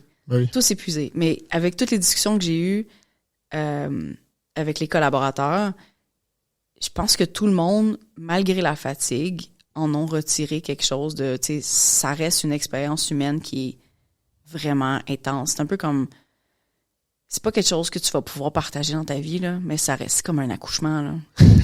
Quand t'es dans le pic, là, tu te demandes vraiment, tu questionnes tes décisions, là. Qu'est-ce que je fais là? C'est la pire expérience de ma vie. What the fuck? Puis après ça, ben, c'est comme, Qu'est-ce qui s'est passé? Tu te dis, ben, OK, c'est fini. C'est cool. C'est bien, tu sais. Puis tu vois tous les bénéfices, finalement, quand la poussière retombe, tu sais. Et du coup, vu que c'était une expérience cette année qui était bien différente des autres, qui t'a demandé plus d'efforts, parce que t'as voulu faire quelque chose d'unique, est-ce que, au final, au niveau des résultats et des retombées, c'est quelque chose qui a été satisfaisant? Ça a été quoi les résultats par rapport aux années précédentes? Vu que tout était différent, je les calcule un petit peu différent aussi. Les gens qui achetaient le billet pour le gala recevaient aussi en cadeau un bundle classique. Ces gens-là, les 14 formations. Donc, ces gens-là ne pouvaient pas réacheter un bundle classique. Je leur ai fait une offre pour faire une upgrade, parce qu'ils pouvaient pas, préalablement d'ailleurs, s'acheter le bundle suprême, qui était comme une espèce d'offre qui est moins cher qu'acheter les deux séparément. Ils pouvaient pas avant, tu sais, c'était comme, ben, moi, j'ai déjà un classique. Est-ce qu'il va falloir que je réachète un pro à 297? Fait bref, je leur ai donné cette opportunité-là de faire un upgrade. Fait qu'il y avait 3 prix différents. T'avais l'upgrade à 150, qui était le moins cher, qui était seulement disponible pour les gens du gala. T'avais le bundle classique et pro qui étaient les deux à 297 et t'avais le suprême qui était à 447. Fait que déjà là, ça aussi, c'était un changement dans comment est-ce que les gens perçoivent et réagissent à ça parce que c'est plus oui ou non. Oui. C'est laquelle? Oui, non et laquelle. Fait que ça aussi, c'est une nouvelle, c'est quelque chose à analyser. Une affaire aussi que j'avais pas anticipé, c'est que c'est les suprêmes qui allaient être le plus vendu. OK. Mais genre largement, genre 55%. OK. Puis j'étais comme, ben non, c'est sûr que ça allait être le classique. Parce que dans les objections qu'on a, c'est tout le temps, il y a trop de formation. Oui. Mais je sais. Il y a trop de formation, est-ce qu'on peut payer en 3 fois? Exactement. C'est ça. Fait que je suis comme, mais quoi? Là, vous voulez payer plus cher puis il y a plus de formation? OK, attends, intéressant. Fait qu'il y a eu beaucoup, beaucoup de surprises là-dedans. Qui vont être analysées de qui a pris le suprême d'ailleurs. Est-ce que c'était des gens plus avancés, que finalement c'est eux qu'on targetait pour aller prendre plus de... Ou est-ce que c'est des gens qui voulaient pas faire de compromis? Plein d'analyses.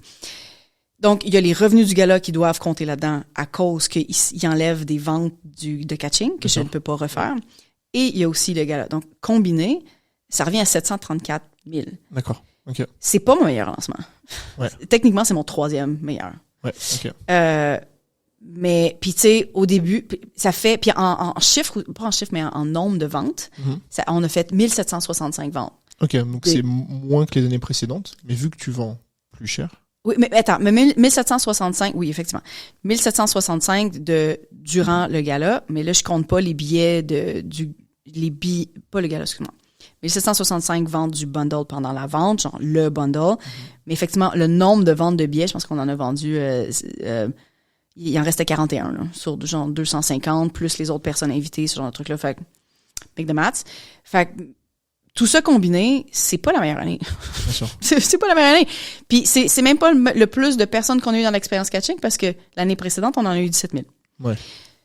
Chaque année c'est un truc de groupe, hein. C'est très différent. C'est tout le temps différent.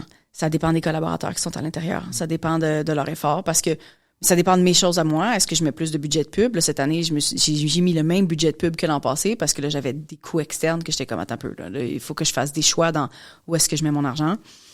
Ça dépend de plein de choses. Est-ce que je suis déçue? Non, c'est un lancement à 734 000. C'est que, regarde, on en prend puis on en laisse. On prend du recul quand même. Quoi. C'est ça. Ouais. Est-ce que je voulais quelque chose de différent? Oui, ça fait 3 ans que je veux faire 1 million avec ce lancement-là puis que je l'ai pas puis je suis comme... Ah. T'aurais espéré passer le palier oui, effectivement. avec le gala. Tout ça étant dit, j'ai fait tellement de choses Bien sûr. nouvelles. Il y a des gens qui ont expérimenté des affaires qu'ils n'ont jamais expérimenté. Il y a des de mes collaborateurs qui sont allés sur scène pour la première fois, puis qui ils sont... Ça, pour moi, c'est aussi un métrique de succès énorme. Puis, tu étais là dans le gala où on a parlé vraiment de, tu sais, redéfinir un petit peu le succès, puis aussi avec Thomas qui parlait de genre, tu sais, les différentes métriques à analyser qui sont pas juste l'argent qu'on fait. Ouais. Puis cette année, c'est vraiment, je te dirais, là-dedans, de comme... Il y a beaucoup d'autres choses à analyser qui qualifient ce lancement-là de succès, qui ne sont pas que les revenus, tu sais. Puis c'est pas un témoignage tant qu'à moi de comment va cette industrie-là ou comment va ce modèle d'affaires-là. C'est surtout un témoignage de on a essayé plein de choses en même temps, puis on a fait vivre plein de choses en même temps à plein de monde et moi inclus. Puis tout ça, pour moi, c'est un succès massif. Et du coup, de tes 5 lancement, tu trouves que c'est le plus réussi? C'est définitivement le plus émotionnel. Ah, mais largement. Largement. Je pense que c'est à sa façon, oui. Surtout à cause de toutes les nouvelles choses, puis toutes les cases qui ont été cochées, toutes les apprentissages qui ont été faits vraiment pour moi. Ouais. Tu trouves que c'est le plus réussi? Pour vrai, oui. Tu sais, dans le sens où j'écoutais des collaborateurs parler de faire, tu sais, on veut tout le temps faire mieux. Bien sûr. Je veux tout le temps faire mieux. C'est dans la nature. Oui, tu sais, pareil. Tu sais, mais il y a tellement de façons de faire mieux. Justement, j'ai dit qu'en 2022, on a fait 854 000. Il y avait 13 000 inscrits aussi à l'expérience catching. En 2023, on a fait 854 000, écoute, presque au dollar près, là, c'est ridicule.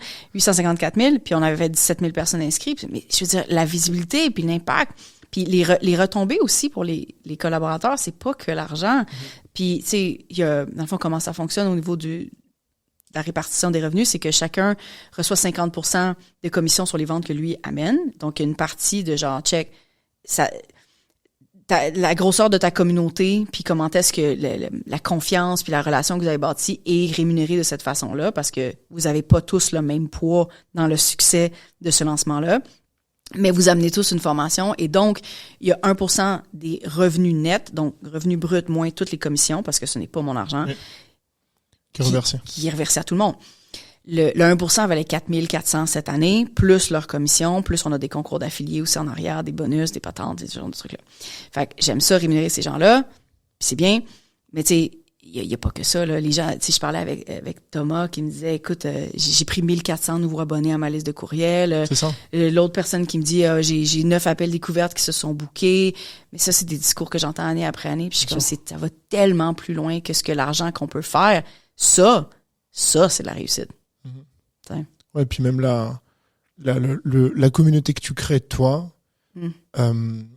autour de ta marque et autour de Catching, qui en fait année après année te suit et qui va te permettre même, on y reviendra peut-être à la fin, mais si tu as d'autres projets, du coup, ça te permettra toujours de sortir du truc. Je te dirais qu'effectivement, c'est mon moment de l'année, là. Ouais. C'est genre le moment superstar de l'année, là. Dans le sens où, comme, je suis partout sur Internet, je fais du retargeting à côté, tout le monde est genre, je te vois partout, Jen, là, ça suffit, les cheveux roses, tu sais. Mais c'est mon moment revenu, c'est mon moment list building, c'est mon moment Instagram. Tu sais, je veux dire, ça augmente. J'ai pris quoi, 20%, non, plus que ça. J'ai commencé mon lancement à 13 000. Je suis rendu, je sais plus, 15,6, j'approche 15,7. Je veux dire, le pourcentage d'augmentation est quand même bien. Puis je veux dire, c'est mon moment de l'année. Puis les gens se mettent à me découvrir. Puis le nombre de moments, genre, t'étais où avant? J'ai dit, ça fait longtemps que je suis là, mais c'est ça, fait que c'est le gros moment, puis après ça, le reste de l'année, effectivement. Ironiquement, au niveau de la liste de courriels, elle fait juste descendre après ça, parce qu'il y a plein de personnes qui sont pas là pour moi du tout, tu sais. Mais après ça tombe dans ma cour de bâtir ça, puis je pense que justement, avec les conférences que j'ai commencé à faire, puis podcast aussi. Et le podcast aussi, effectivement, ça aide à positionner Jen après Catching, tu sais. Et tu disais tout à l'heure que tu voulais passer, du coup, cette année, c'était la première fois que vous faisiez 4 semaines, que tu allais repasser à 3 semaines. Oui. C'est quoi un peu justement les leçons que tu as pu tirer cette année où tu t'es dit, OK, on a testé ça, c'était bien, ou au contraire, c'était OK, un test, mais on va revenir un peu. L'idée, depuis le début, c'est vraiment de garder ça assez condensé parce que 3 semaines, c'est court, mais c'est long. Ouais. On va se le dire, là. Surtout en cadre de promotion et tout. Ça a toujours été en 3 phases. C'est les inscriptions pendant 1 semaine, l'expérience Catching pendant 1 semaine et la vente pendant 5 jours. Fait que c'est un petit peu moins que 3 semaines. Puis, l'année passée, je me suis dit, si je veux faire plus de leads, j'ai besoin de plus de temps. Puis ça a toujours été vraiment tricky, surtout au niveau de la pub, ou faire de la pub sur 1 semaine, puis mettre tout pendant 1 semaine, c'est vraiment difficile. Fait que là, on avait tout le temps des espèces de campagnes avant pour essayer de réchauffer les gens, pour qu'ils viennent nous voir et tout. Fair enough. Mais je me suis dit, si je veux des leads, j'ai besoin de plus de temps ou de collaborateurs qui ont des listes insane. Qui ont beaucoup de gens qui vont vraiment convertir. Parce que ça aussi, ça c'est hors de mon contrôle. Je sais pas comment est-ce que ça va se passer d'année en année, tu sais. Mais je veux pas les blâmer eux. Je veux pas blâmer et dire c'est tout de votre faute si on en a fait moins. Parce qu'il y a plein de facteurs par rapport à ça. Mais c'en est un. Ou, d'année en année, si j'ai un petit peu plus de formateurs qui performent moins pour X raisons, parce que leur audience est plus petite, parce que le sujet était moins un fit. On aime avoir le sujet dans le bundle, mais peut-être que leur communauté est genre, peut-être que ça m'intéresse un peu moins. C'est tout un puzzle quand même à aller trouver les bonnes personnes. Mais bref, fait que j'ai toujours voulu ça garder le plus condensé possible parce que je sais qu'on fait du bruit, parce que je sais, ça me dérange pas trop de déranger, mais en même temps, tu sais, tout à point. C'est ça. Je pense qu'il y a cette année, j'ai rajouté la semaine de plus, justement parce que je me suis dit, je veux faire plus de leads, mais justement par peur de staller. Ouais. Je me suis dit, non, j'ai besoin de plus de temps cette année pour avoir ça. Ça n'a pas marché, là. Ah ouais? Entre autres parce que moi, j'ai pas augmenté mon budget de pub, fait que j'ai pas pu avoir ça. Puis, comme je te dis, il y a aussi une partie des collaborateurs, mais j'ai pas augmenté mon budget de pub à cause du gala aussi. Fait que, oui, j'ai eu plus de temps, mais j'ai tiré la sauce. Bien sûr. T'as dépensé le même montant sur 15 jours, donc au final. Oui, fait qu'au final, ça a absolument rien changé. Mais ça aussi, comme je te dis, ça a étiré la sauce. Le punch était moins fort. Bah ouais. Puis les collaborateurs, c'est Parkinson, là. Ouais. Les collaborateurs ont pris tout le temps pour faire la promo au lieu de le faire en 1 semaine. Oui. Puis j'étais comme, oh non, c'est vraiment pas ça que je voulais que se passe. Fait que finalement, on a fait moins de leads. Puis, mais encore une fois, c'est pas juste ça, c'est pas juste ça, c'est mille choses. Mais, outre toutes ces choses-là, outre le punch, c'est la fatigue, man. Ouais. J'ai toujours haï les lancements très longs. Mais genre vraiment, parce que moi aussi, je suis ma pire ennemie dans un lancement, là. Puis je pense que c'est le cas de plein de personnes où, tu sais, il faut que tu te gardes motivé, puis il faut que tu te gardes là, puis ça a été... Faut garder le jus les 4 semaines, quoi. Oui, puis j'étais pas dans un bon mood aussi parce que j'ai fini mes derniers courriels 48 heures avant la fin. J'ai écrit mon contenu du gala 24 heures avant la fin. Tu sais, j'ai pas eu de pause, mais genre rien, là, tu sais. J'ai travaillé tous les jours depuis début novembre. J'ai pas travaillé le 25 décembre et le 1er janvier, c'est tout. Parce que ça allait pas se passer sinon. Puis c'est un sacrifice que j'étais prête à faire parce que je voulais que ça se passe, parce que c'est mon bébé, parce que toutes ces choses-là. Mais je veux plus jamais refaire ça, là. J'ai jamais travaillé les week-ends de ma vie avant, là. Fait que bref, ça a été très difficile, autant pour moi en longueur, mais aussi pour les collaborateurs qui ont fini par être encore plus épuisés. Puis on n'est pas rendu à la vente encore, tu sais. Ouais. Fait que les gens commencent, sont tous excités. Ça a duré 3 semaines avant de déclencher la vente. Ouais. L'expérience. Ouais. Fait que, puis avant ça, nous autres, j'ai parti des teasers aussi. On avait des trailers qui partaient aussi pour ça. Puis ça, il y avait aucune obligation pour eux de faire quoi que ce soit, mais il y en a plein quand même qui ont embarqué. Puis ce genre de trucs-là. Fait que ça dure depuis le 15 janvier. Est-ce que tu sens quand même un changement niveau consommation au fil des années, à force de voir l'expérience catching? Est-ce que tu as l'impression d'avoir une évolution, des gens qui se disent en fait je l'ai vu 1 fois, 2 fois, 3 fois, d'avoir une sorte de lassitude? Ben, sais-tu, c'est pour ça que le Pro existe. Puis le fait que le Suprême soit le plus pris cette année, je me dis, il y a encore un truc. Il y a quelque chose avec ça, d'aller chercher des offres qui sont un peu plus avancées pour aller récupérer ces gens-là aussi. Puis tu sais, la fameuse question de est-ce que les formations sont mortes? Genre, est-ce que les bundles sont morts? Genre, toutes ces questions-là. Mais tu l'as probablement déjà entendu avec. Est-ce que les webinaires sont morts? Est-ce que le email marketing est mort? Ça fait peut-être 10 ans qu'on dit que l'email marketing est mort. C'est ça. Puis, and yet, here we are, tu sais. Toujours pas. C'est voilà. Fait que c'est un peu le même questionnement ici, là, où c'est juste comme, non, mais qu'est-ce qu'on peut faire pour l'améliorer et suivre? Parce que c'est pas vrai qu'on est plus en 2020, là. Bien sûr. C'est plus nécessairement les mêmes stratégies que je dois aller choisir. Moi, effectivement, mon public a évolué aussi dans le sens où mais il y en a qui l'ont acheté 5 ans, là. Oui. Je les appelle mes Pokémon rares. J'ai vu pendant l'expérience. Et il y en avait sur place. Au lever de main. Oui, mais même 1 an, il y en avait tout le monde en achetait un forcément parce qu'on 2, 3, jusqu'à 3, il y avait énormément de personnes. Right. Le taux de récurrence est assez élevé, là, tu sais. Puis, mais les 5 ans sont rares parce que la première édition, il y avait pas eu beaucoup de ventes et surtout, il y avait pas beaucoup de Français parce qu'il y avait que Aline. Et toutes les autres, c'était des Québécois. Fait que, pour la plupart, c'est genre, les gens pensent que ça fait 4 ans, mais je suis comme, non, il y en avait une autre avant, là. C'est l'année vintage. Mais ceux-là, il y en a pas beaucoup, mais ces gens-là voient l'avantage pas de tout consommer, mais d'aller chercher de quoi j'ai besoin cette année et de construire cette bibliothèque-là. C'est ça que j'offre aussi dans le processus.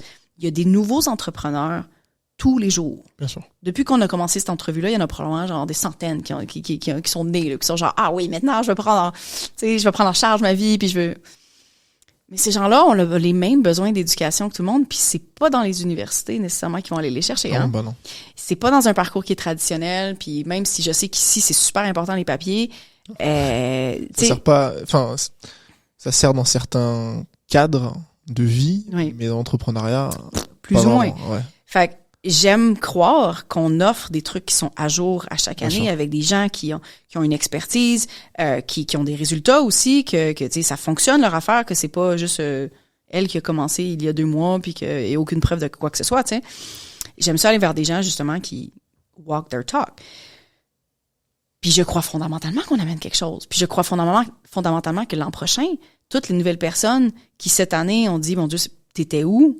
Ben, ils vont encore avoir besoin de ça parce que eux, ça va être leur 2e année ou leur 1re année. Oui. T'sais? Parce que tous les années, t'as ce turnover de gens qui t'ont découvert l'année dernière, qui vont acheter le 2e. Et, Voilà.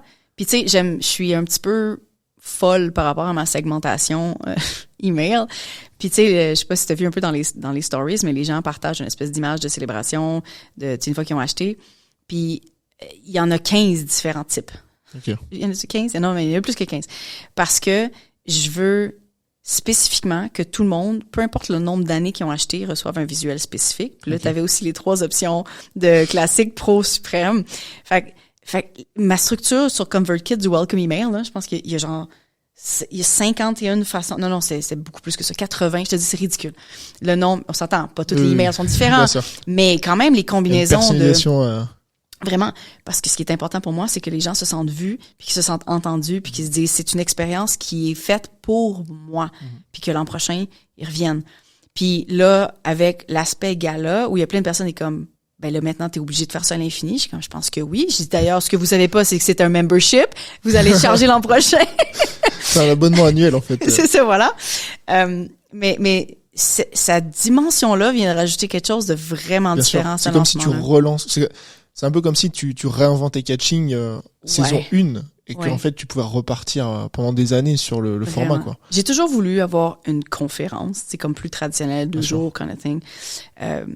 Depuis que j'ai été à la première qui a vraiment marqué mon parcours, qui était au Rich, Happy and Hot Live de Mary Forleo en 2012.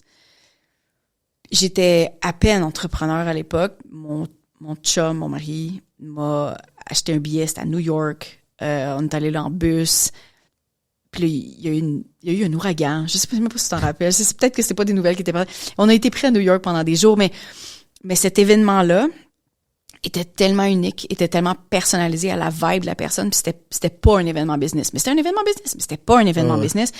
Puis je me suis sentie comme si j'étais à ma place. Je me suis sentie comme si j'avais la permission de faire ce que je voulais. Puis depuis ce temps-là, j'ai toujours voulu créer ce genre d'événement-là où vraiment les gens vont vivre des expériences qui sont significatives. Puis cette entrée-là avec le gala, puis de voir comment les gens ont vécu ça, c'est genre, OK, mais là, c'est addictif. Là. Ouais. Fait qu'on y est, là. Et du coup, pour toi, au final, parce que j'avais cette question à laquelle tu as répondu un petit peu sur, bon, on sait que c'est pas mort, mais l'idée de, justement, c'est un peu des trucs qu'on peut entendre, du style, la formation en ligne, ça marche moins, machin, trop de concurrence. En fait, pour toi, la clé, au final, ce serait d'arriver à réinventer un truc, proposer quelque chose de différent à chaque fois et pas rester sur, en fait, la même verticale ou la même idée année après année. Tu sais, j'ai eu ça fait 1 an là, qu'on a des discussions, même peut-être un peu plus, c'est des discussions avec plein d'entrepreneurs qui ont eu des impacts justement de la vente de formation en ligne. C'est genre, hey, c'est plus comme c'était, hein? Bien sûr. Mais le boom, c'était quand? En 2020. Il y en a eu avant, là, on s'entend, c'est pas nouveau, là. Oui. Mais 2020, il y a beaucoup de mes collègues à moi qui ont explosé en 2020. Pourquoi? Année Covid. Covid. Oui, voilà. Tout le monde était à la maison, on est genre, faut se réinventer, je peux plus avoir d'entreprise en physique. Il y a eu un gigaboom, puis on s'est habitué à ça comme si c'était la normalité. Bien sûr. On est comme, attends un peu, c'est peut-être pas la normalité. Donc, je pense pas qu'il y a nécessairement, puis après ça, je ne suis pas la science infuse de, j'ai pas les statistiques, j'ai pas fait d'études de marché, mais still, tu sais, j'ai l'impression que c'est juste, on s'est habitué à des trucs, on est en train de redevenir à une normale de qu'est-ce que les choses devraient être, mais on avait bâti des processus puis des expectations, des attentes par rapport à c'est quoi la croissance, puis que là, on les rencontre pas nécessairement. Beaucoup de personnes ont eu justement des décroissances finalement. Un retour à ce qui était un peu normal. Vraiment, tu sais, puis tu sais, juste hier, je parlais avec une entrepreneur qui a fait un gros lancement dans les dernières semaines, pas juste avant moi, puis qui était comme, c'est vrai, nous autres aussi, on a fait 250 000 de moins qu'on avait prévu, puis je suis comme, ou que l'an passé, ou whatever, puis c'est que, c'est pas que moi, là, c'est pas que les bundles, c'est pas que les formations, c'est pas les différents, c'est juste, effectivement, qu'il faut réinventer, puis de déterminer, premièrement, de changer un peu les attentes, de se dire, OK, maintenant que ça, c'est peut-être ça, la vraie normalité, est-ce qu'on peut bâtir là-dessus? De changer les façons d'analyser c'est quoi le succès, ce n'est pas que... Ça a l'air facile de dire, si t'as fait moins d'argent, c'est beau d'analyser, genre, de dire, oui, mais les sourires, c'était beau les sourires, oui, c'est pas les sourires qui payent la facture. Voilà, non, effectivement, ça aussi, l'argent est important. On s'entend. Fait que, mais d'aller réinventer, puis moi, d'avoir rajouté l'aspect gala là-dedans, je me dis, attends un peu, il y a quelque chose qu'on peut aller faire là-dedans.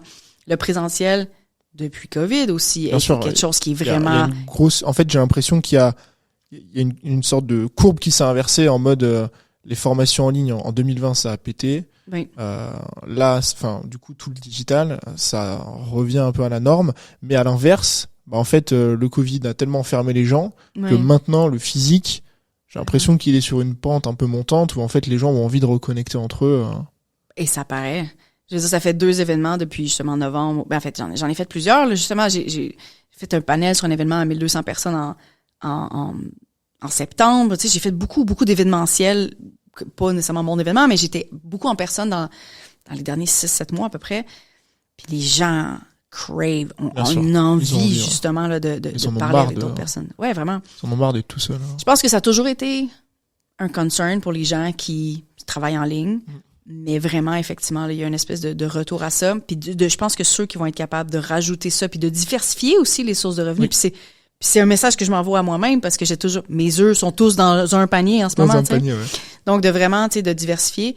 Puis cette porte ouverte-là vient de s'ouvrir à... il y a tellement de choses en présentiel qu'on peut faire sans négliger le web et le digital aussi qui peut rajouter, créer quelque chose de complexe, mais de complet. Ouais. Souvent, t'as les différents modèles d'affaires. Vous appelez ça comme ça. Ouais, des business model, of course. Et c'est marrant parce que souvent, en fait, en France, chaque expert de chaque business model va te vendre la méthode en mode vous devez faire que ça, que ça, que ça, que ça. Alors que je trouve ce qu'il y a de plus sain au final, c'est d'avoir ton écosystème où tu vends tes formations en ligne à des gens, puis peut-être que une fois par an tu fais un event avec tes clients, comme ça tu connectes avec eux, tu les fais payer et puis tu rembourses quand même tous les frais, tu défrayes, etc. Mais tu renforces cette relation. Et je trouve que c'est sain. Tu fais un peu d'affiliation et je trouve que c'est sain en fait d'avoir un truc où t'en as un peu partout, donc ça te permet à la fois de diversifier tes sources de revenus, d'avoir aussi une certaine stabilité, et puis de profiter de chaque engouement ou montée de... Je te dirais déjà, moi quand j'entends quelqu'un dire c'est la seule façon de faire, c'est red flag géant. Là. C'est comme, mais de quoi tu parles? Un one size fits all en business en ligne? Mais tous les entrepreneurs sont différents, ils ont des aspirations différentes, ils ont été élevés dans différents backgrounds. C'est pas tout le monde qui veut avoir un empire. Il y en a plein que c'est genre, je suis bien correct à être comme moi, mon assistante, puis c'est redéfinir le succès aussi. Fait que déjà là, si tu me dis qu'il y a une façon de faire, mais outre ça, comme tu dis, de diversifier, puis de pas penser juste en termes de je veux diversifier, je vais créer une autre formation en ligne. Non, c'est la même chose. Ouais. Même affaire.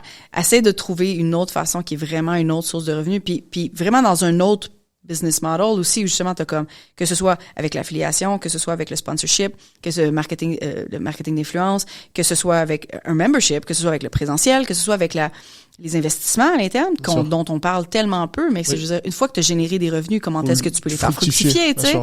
T'en as déjà généré des revenus, là. T'en as pas besoin de plus. Souvent, voilà, en fait, c'est ça, c'est que souvent les gens ils vont stacker sur le compte en banque, il va grossir, mais techniquement, t'en perds en plus avec tout ce qui est inflation et tout. Fait que, tu sais, ça aussi, c'est une façon de diversifier, puis de durabilité aussi, dans le sens où, avec le long terme, de penser, au Québec, je veux dire, on n'est pas soutenu, là, en tant qu'entrepreneur, là. C'est genre, tu veux sortir de la boîte? Tu veux sortir du chemin? C'est genre, mais arrange-toi tout seul. On t'arrangera pas avec la retraite et tout. Enfin, le concept de retraite est un petit peu absurde pour moi aussi. Mais still, tu sais, d'être capable d'éventuellement, si je veux ralentir, d'avoir les revenus nécessaires. Puis dans ce cas-là, c'est de penser tout de suite à ces choses-là. C'est des discussions qui sont importantes à avoir. Déjà aussi, quand on a des revenus, tu sais, de commencer à les faire fructifier. Mais bref, dans tous les cas, la diversification, là, créer quelque chose qui n'est pas que juste de la formation en ligne. Je vais rebondir sur un truc que tu as dit juste avant. Et comme ça, on va pouvoir enchaîner sur une toute dernière partie, qui est une série de questions que j'aime bien poser. Vas-y. Tu disais en fait que justement, on avait un peu tous notre définition du succès, et ce genre de choses. C'est quoi pour toi la définition du succès? Écoute, ça varie d'année en année, je te dirais. C'est pas comme un truc clair, mais je pense que c'est surtout un feeling pour moi. Il y a un feeling de satisfaction interne, il y a un feeling de sécurité. Mais tu sais, c'est la base aussi, hein. Il y a un feeling de sécurité, il y a un feeling de liberté. Où genre, je peux prendre des décisions bold, j'ai cette opportunité-là. C'est ça la sécurité aussi. C'est aussi ça le succès, c'est genre, j'ai bâti quelque chose qui me donne cette flexibilité-là d'être quelqu'un qui change beaucoup. Parce que depuis le début de mon entreprise, ça a évolué énormément, là. Tu sais, au début, c'était comme, je veux juste être la formation, c'était la jeune tranquille. J'ai rien à voir avec qui j'étais en 2020. Puis de prendre des décisions bold, de faire des changements, de laisser les vraies affaires, de laisser la salle, de ce genre de trucs-là, ça fait partie du succès. Fait que c'est déjà, à la base, c'est de bâtir un écosystème pour moi-même qui est comme sécuritaire. Puis ensuite, pour moi, très spécifiquement, il y a comme un besoin très égocentrique, puis ça va avoir l'air super superficiel, de fame. c'est weird à dire. Ça a l'air tellement bizarre. Okay. C'est genre, oh my God. C'est-à-dire? Il y a une espèce de... Je veux être vue et connue par beaucoup de personnes. Il n'y a pas beaucoup de personnes qui se disent ça. Mais je trouve ça, justement, je trouve que c'est bien de le dire. Oui. Parce qu'il y en a tellement qui le pensent, osent pas le dire, parce que justement, ils sont là en mode, mais non, faut pas, c'est pas bien vu, qui veut être vu et tout. Non, parce que je pense que j'ai quelque chose de bien à dire. C'est tout? C'est pour les mêmes raisons que je veux faire plein d'argent. C'est tout. Bien sûr. Je pense que effectivement, comme tu dis, il y a plein de personnes qui ne se permettent pas ça, mais qu'on en a vraiment envie. Puis, je disais ça sur la scène aussi au gala, où on se part en entrepreneuriat pour nous. Hein. C'est des besoins complètement égocentriques à la base. Bien sûr. C'est genre, c'est pour ma liberté, c'est pour mes trucs à moi, c'est pour me sentir genre, I'm nice, je suis génial. On veut ces trucs-là, on veut se sentir comme ça, mais je veux encore me sentir comme ça, tu sais. Fait qu'il y a ces feelings-là, puis tu sais, il y a beaucoup de réflexions par rapport à ça, ou tu sais, par rapport à l'altruisme, de genre, est-ce qu'on devrait vouloir absolument avoir une entreprise juste pour aider les autres, puis il y en a beaucoup qui s'oublient là-dedans, en fait. Ça peut tomber vraiment dans un extrême qui est pas terrible. Hein. Toutes les personnes qui, par exemple, font énormément de contenu gratuit, ne veulent pas vendre, parce que c'est pour servir les autres. Non, mais moi, j'aime pas l'argent, hein, c'est juste pour l'impact. Ouais. Je suis comme, c'est fine, mais quel genre d'impact tu vas pouvoir avoir? Bien sûr. Et souvent, ce qu'on oublie de dire, c'est que l'impact vient avec l'argent. Ben, c'est ça. Parce que si tu gagnes pas ta vie, tu payes pas tes équipes, tu peux pas grossir, et plus tu grossis, plus t'as d'argent, plus t'impactes. Et puis, écoute, ça va, c'est outre payer les équipes, c'est comment est-ce que tu peux améliorer leur qualité de vie, comment est-ce que tu peux créer, que ce soit pour ou contre le salariat, mais d'avoir des gens dans ton équipe, que tu peux avoir des conditions de vie extraordinaires pour eux autres. Puis une fois que ça c'est fait, une fois que toi t'es pris en charge, une fois que ton équipe est pris en charge, une fois que les gens que tu sers, tu sais que tu leur as donné du bon contenu, puis tu peux commencer à investir et faire des dons. Oui, voilà. Je veux dire, si t'as pas d'argent, bien sûr. Tu sais, je veux dire, tu veux de l'impact, tu vas avoir jamais autant d'impact que quand tu vas faire un don géant. Le don, sur scène, je disais on était rendu à 11 000 $, mais on a fini avec 14. L'an passé, c'était 17, fait que on a fait un peu moins, mais dans tous les cas, 14 000 $ qu'on a donné à cette fondation-là. L'an passé, j'ai fait ils savaient pas l'an passé, parce que on était supposé de faire un don à une autre fondation, puis après 24 heures de lancement, on reçoit un courriel de la première fondation qui nous dit cette année, on a décidé qu'on prenait plus de dons. Genre, je pense qu'il y avait comme pas assez de ressources à l'interne pour faire quoi que ce soit avec, ou je sais pas quoi. Puis on était comme, OK, donc faut trouver une autre fondation à qui donner. Puis on a trouvé justement l'Apathie c'est plate, qui était super alignée aussi avec les valeurs, qui justement pour faire la promotion de la démocratie chez les jeunes, Canadiennes, pour vraiment les aider à, tu sais, comme faire partie d'un mouvement de changement. Puis j'étais comme, non, mais c'est un peu ça aussi que je fais. On a à peu près la même mission, mais on target pas les mêmes personnes. Puis on leur a juste pas dit. Puis on leur a juste dit, ça va être eux avec qui on va donner l'argent. Puis après le lancement, j'étais comme, par où est-ce qu'on donne l'argent à ces gens-là? Ah, attends, c'est sur leur site ici. Ah, pouf, j'envoie l'argent. Point. Mais là, ils savent pas, eux autres. Puis je pense qu'un mois, 2 mois plus tard, on reçoit un courriel, genre, allô? Vous nous avez donné 17 000? Problème. Genre. Il y a une erreur. Vous êtes qui? Genre, qu'est-ce que c'est ça? Puis là, on a fini par faire un appel, puis ça a été super long parce que plein de raisons. Puis la fille était comme, mais voyons donc, merci, ça n'a pas de sens. Là, on a pu lancer une infolette, puis là, ça prenait des ressources. On a pu lancer une infolette, puis là, on a des gens qui font du copywriting. Est-ce qu'on peut te la dédicacer? J'étais comme, premièrement, c'est pas que moi. C'est dans le sens, mais tu vois déjà l'impact parce que ces gens-là ont plus de ressources pour avoir plus d'impact aussi. C'est ça, en fait. C'est que oui, c'est un système qui se nourrit de lui-même. Absolument. Et sans compter que l'argent du catching vient de gens qui ont acheté, du coup, le pack. Mm-hmm. Et ça a un impact aussi sur leur vie à eux. Oui. Et voilà. etc., quoi. Fait que, tu sais, je pense que tout le monde qui va écouter, puis je pense que tout le monde qui me suit, qui sont dans mon univers aussi, tout le monde est des bonnes personnes. Bah oui. J'assume par définition qu'on est des bonnes personnes, qu'on est là pour aider soi-même, on va se le dire, et pour aider les gens, parce qu'on veut aider, puis que ça mérite d'être rémunéré. Bien sûr. Puis ça mérite de créer cette abondance-là qui va impacter toi, ta team, les gens autour, ta famille, potentiellement aussi, qui va améliorer son lifestyle.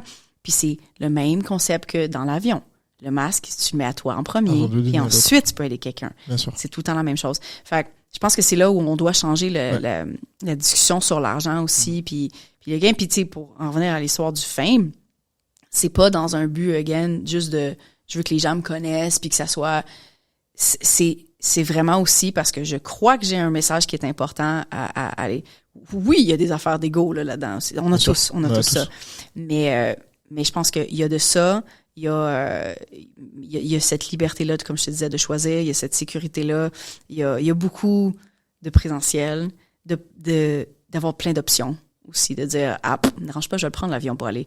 Ah ouais, puis je vais le prendre en business. Tu sais, oui, c'est mon confort, oui, c'est mes trucs à moi, mais comme, why not? Je me rappelle après, c'est le lancement de 2022, ou en 2021, je m'étais donné comme cadeau 2 semaines à Paris. J'étais venue, j'allais voir des amis, justement, c'était la première fois justement, où des collaborateurs se rencontraient. Puis là, c'était comme, ça prenait bien une Québécoise pour, comme, tu sais, que les gens se rencontrent à Paris. Puis il y avait des gens, des Belges qui venaient de la Suisse aussi et tout. Puis là, j'étais allée m'acheter des Louboutins. Hey! La critique! Elle veut juste faire de l'argent pour s'acheter des Louboutins. Puis j'étais comme, mais vous êtes cons. Vous êtes si cons. Genre, j'étais comme, on peut-tu se permettre aussi... des plaisirs. C'est ça. Bah oui. T'sais. Sinon... Parce que c'est pas un ou l'autre. C'est pas soit t'es Mère Teresa ou t'es... C'est ça. Tu peux avoir un entre-deux. Oui. Comment est-ce que tu construis un business autour de ta vie? Pour toi, qu'est-ce que ça veut dire créer un business? Ça aussi, la définition change à travers les années. Je vais donner un exemple. Dans les 4 derniers mois, c'était ma vie qui était construite autour de la business. Normal. De façon terrible. Mais c'est quelque chose que je ne veux plus jamais refaire ever de ma vie. Puis depuis 2018, donc depuis le début où en fait, non, même pas, depuis 2013, ma business me supporte mes voyages. J'ai toujours travaillé 15-20 heures semaine. Okay. Top. Sauf période de lancement, à peu près. Mais d'habitude, ça dure comme un mois, genre, tu sais, c'est à peu près ça. Le reste de l'année, 15-20 heures. Puis j'ai le luxe de pouvoir juste comme vraiment prendre le temps. Je ne veux pas faire de coaching en one-on-one ou ce genre de trucs-là parce que je dois être à un endroit à un certain moment. Les time zones, ce genre de patentes-là. Moi, je veux partir. Je suis une fan de l'Asie. J'ai passé au total 9 mois à Chiang Mai, en Thaïlande, au Vietnam, au Japon. J'adore voyager. Puis pendant longtemps, c'était comme ça. C'est ça que ça devait servir. Ça devait vraiment servir cette liberté-là. Puis après ça, il y a eu un autre choix que j'ai fait dans ma vie, d'avoir un kid. Puis là, il y a des choses qui ont changé. Il y a des horaires qui changent. J'ai le luxe d'avoir un mari qui a le même modèle d'affaires-ish que moi. Donc, on était capable de se séparer l'horaire 50-50 parce qu'on voulait pas nécessairement mettre l'enfant nous, c'est la garderie, la crèche, mais on voulait pas le mettre à la garderie parce qu'on voulait partir. Puis il y avait des histoires de contrats, rentrer, sortir un enfant, ce genre de trucs-là. Fait qu'on l'a gardé avec nous pendant 3 ans. Tout le temps, il était juste avec nous. Puis c'était... Oui, on avait de l'aide de temps en temps. Mais ça nous forçait aussi... À sortir. Mais non, à travailler moins. Oui. T'es obligé, tu sais. Fait que t'es obligé d'arrêter puis de faire 15-20 heures semaine, mais c'est génial. Donc, ouais. Ça t'oblige à avoir ton cadre. Oui, vraiment. Puis éventuellement, là, il était à la garderie, puis c'est comme, là, j'ai plus de liberté, comment est-ce que moi, je me gère, tu sais, comment est-ce que je les mets, mes limites, mais de revenir justement à, OK, attends, j'ai besoin de cet espace-là, je peux pas, de savoir qui je suis, de quoi j'ai besoin, puis de dire non aux choses qui ne sont pas alignées à ça, comme je te parle, par exemple, de coaching, que je me suis fait demander tout le temps, mais je veux pas en faire. Je veux pas faire de service, je veux pas faire de coaching parce que ça fonctionne pas, ça me draine émotionnellement. Donc, d'apprendre à se connaître déjà là, puis de dire non à des modèles qui fonctionnent pas à ça, mais de faire la recherche justement, puis de trouver comment est-ce que je peux bâtir ça. Et là où ça change encore, c'est que maintenant que mon fils est à l'école, parce qu'au Québec, c'est à partir de 5 ans seulement, donc on a eu ce luxe-là pendant versus 3 ici, un truc comme ça. Donc, on a eu le luxe pendant 5 ans de vraiment, tu sais, je suis partie de 2022 à 2023 pendant 1 an avec toute ma famille. Moi, c'est bien, j'ai trouvé des babysitters partout, puis ça allait bien. Mais là, ça fait comme, OK, on aurait eu un autre choix, l'école à la maison. Mais c'est qui le parent, là, qui fait l'école, là? C'est qui le prof? C'est pas Bibi, là. Parce que je voulais pas être formatrice, je serais certainement pas formatrice pour celui-là. Ça marcherait pas, tu sais. Mais c'est vrai, tu sais, souvent, ça tombe sur la mère, c'est genre, c'est toi qui va être le... Non. Ça marchait pas pour moi. Pour mon mari non plus. On a tous des ambitions. Les deux, on a des ambitions. Fait que j'étais comme, non, ça marchera pas. On va le mettre à l'école. On va devoir être plus sédentaire. Mm-hmm. C'est un choix. Bien sûr. Mais là, après ça, j'ai quand même des besoins de liberté. Comment est-ce que je peux faire ça? Je suis tout le temps rendue ici. Mais ça, c'est les collaborations que je fais aussi. C'est les choix, c'est comment est-ce que la business peut me nourrir finalement de ces besoins-là. Donc, d'apprendre à connaître tes besoins selon les saisons de ta vie, parce qu'ils changent. C'est important. Hein. Puis de pas se dire, j'étais comme ça avant, je devrais tout le temps vouloir ça. C'est très important, puis c'est un travail que je vais faire souvent, puis de me dire, comment est-ce que ma business actuellement peut nourrir ces besoins-là? Puis ça a évolué énormément. Ouais, ce que tu soulignes, c'est important parce que je pense qu'il faut pas tomber dans le piège de croire que on a un business model ou une vie qui changera jamais. Non. Et d'accepter que parfois on a certaines envies, priorités, puis peut-être ça change. Et quand ça change, parfois, c'est totalement différent de ce que c'était avant. Il y a un deuil. Et peut-être qu'après, tu vas revenir des fois à ce que c'était, comme c'était avant, et de pas, je pense, c'est important de culpabiliser par rapport à ça. C'est comme le 3 semaines versus 4 semaines. Là. Voilà, c'est ça. Dans le sens où comme. C'est un test. Et c'est tout, on passe à autre chose. Voilà. Tu sais, au final, moi-même, je parlais encore de l'histoire de la plante en pot, mais t'évolues. Tu sais, c'est quoi les nouveaux besoins? J'ai besoin de plus d'espace ou, il y a certaines plantes qui thrive quand elles sont prises, qui sont super compactées. Puis, cool, fine. T'as le droit d'être les deux, t'as le droit de changer. J'ai eu tellement de mouvements dans ma vie, justement, dans qui je suis. Je peux pas me blâmer pour des décisions passées ou de dire, mais là, t'étais tellement pas assez bold à l'époque. Mais non, mais j'étais pas prête. Bien sûr. J'étais juste pas prête. J'avais pas tout ce que je sais aujourd'hui. Voilà. J'avais besoin de toutes les étapes par lesquelles je suis passée. Puis, tu sais, c'est des discussions que j'ai eues au Bichot en novembre parce que c'était littéralement sur cette évolution-là de branding puis de marque personnelle avec plein de personnes qui s'autorisaient pour la première fois à être à leur V1. Ouais. Puis t'es comme, non, mais t'es rendu à la V5, je suis pas encore rendu là. J'espère que t'es pas rendu là. Oui. T'as pas passé par 2, 3, 4. Eh oui, c'est ça. Tu peux pas, en fait. Une chance. Souvent, les gens pensent que c'est bon de passer de 1 à 10 d'un coup. Alors qu'en fait, non. Jamais. Parce que il y a un truc comme ça, c'est en investissement, on dit que si tu sais pas investir 1 000 €, tu sauras pas investir 10 000 et 1 million. Donc ça sert à rien, en fait, d'avoir 1 million si t'as jamais fait les erreurs qu'on fait quand on investit 1000. Regarde, je vais te donner un autre exemple. Quand on s'est lancé, je t'ai dit qu'on avait plein de partenaires qui avaient des super grosses listes. 0 à 100, pour vrai. Tu sais, je veux dire, la première année, on était à 400 000. C'est vraiment, puis on était comme, cool! Entrepreneur depuis 6 mois. On va tous se payer 100 000 $, puis on va s'acheter un condo, puis il coûtait 460 000, puis c'était super cher, puis là, on va se marier, puis ça va coûter 60 000. Mon mariage a coûté 60 000 $. Il y a eu des dépassements de coûts et tout, mais ça a coûté super cher, et extraordinaire, super belle. Ça ressemble au gala, finalement. Non, mais dans le sens où, comme, tu sais, des coûts énormes, une expérience géniale, mais il y a plein d'affaires qui auraient pu être évitées si j'avais su comment faire les choses et je savais pas comment gérer mon argent. T'es pas passé par les étapes. Parce que je suis pas passé par là. Puis après ça, il y a le gouvernement qui arrive et dit, vous avez pas prévu l'argent pour les impôts? Puis là, merde, ça a pris jusqu'à 2017 à rembourser la dette qu'on avait au gouvernement. Ça a pris des années. Et même plus que ça. Mais dans tous les cas, c'est pas nécessairement, comme tu dis, une bonne chose de faire d'avoir, puis on le voit aussi avec les gens qui gagnent à la loto. Oui. Les influenceurs qui, tout d'un coup, ont des millions de vues sur leur contenu puis sont genre, je sais pas quoi faire. Ils savent pas quoi faire. C'est pas une bonne chose nécessairement la croissance rapide. T'as pas eu les apprentissages qui vont avec. Ouais. Parce que t'as les résultats et en fait t'as pas appris les process et les systèmes qui t'ont permis de maintenir le truc. Moi, c'est une des raisons aussi pourquoi je suis tellement décomplexée par rapport à l'argent. C'est genre, je suis passée par, j'ai aucune idée comment gérer l'argent. L'argent a jamais été quelque chose de tabou. Non, a toujours été quelque chose de tabou dans ma famille. Puis c'est pas parce que on en avait pas. J'étais dans un endroit très privilégié aussi, mais c'était plus, tu sais, l'espèce de, on parle pas d'argent, on va parler. Puis, fait que j'ai jamais eu d'éducation par rapport à ça. Puis à partir du moment où là, j'ai commencé à faire des choix vraiment mauvais financièrement, puis que j'ai dû me relever de ça, puis j'étais comme, les gens peuvent pas faire ça. Il faut qu'on apprenne, puis il faut qu'on en parle, puis il faut que ça soit des discussions justement où l'argent est un outil, mais il faut bien l'utiliser comme il faut. Puis tu sais, changer les discussions par rapport au mindset d'argent, de passer de je dois slacker toute la team à là ça va, c'est tout un processus, mais ça me fait apprécier aussi maintenant qu'est-ce que j'ai puis comment est-ce que je le gère, tu sais. OK. On va terminer sur une dernière question. Yep. Est-ce que Catching saison 5 était le dernier? Écoute, j'espère pas. Honnêtement, j'espère pas. Je veux pas.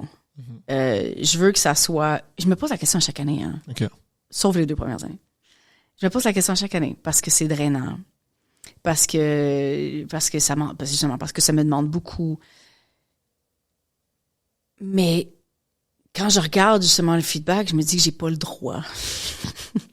Non, évidemment, j'ai le droit, là, tu sais. Oui, t'as le droit, mais j'ai pas le droit. Mais, non, mais pour vrai, de toute façon, là, on est à, 48 heures de la fin du lancement aussi, là. Il y a ça aussi qui fait que tu te dis, bon, géant, allez, c'est bon. mais, c'est une question aussi de laisser la poussière tomber, et puis c'est ça dont j'ai besoin maintenant, c'est ça que j'ai eu besoin dans les dernières années aussi, de se dire, parce que je te dis, je me pose littéralement la question à chaque année, parce que je suis comme, oh non, c'était trop, qu'est-ce que j'ai fait? Puis à chaque fois, c'est comme, non, tu sais quoi? Fine. C'est comme l'accouchement. Les gens qui oublient que ça faisait mal, puis qu'il y en a un deuxième, puis un troisième, tu sais. Ça ressemble un peu à ça, mais je veux pas. Fait que ma mission, c'est de trouver vraiment comment est-ce qu'on peut avoir justement cet impact, de créer cette expérience-là, de continuer de renouveler. Je veux pas que ce soit le dernier. Je vais tout faire pour que ça ne soit pas le dernier. Puis c'est ça. Je veux dire, c'est une décision que j'ai pas encore prise.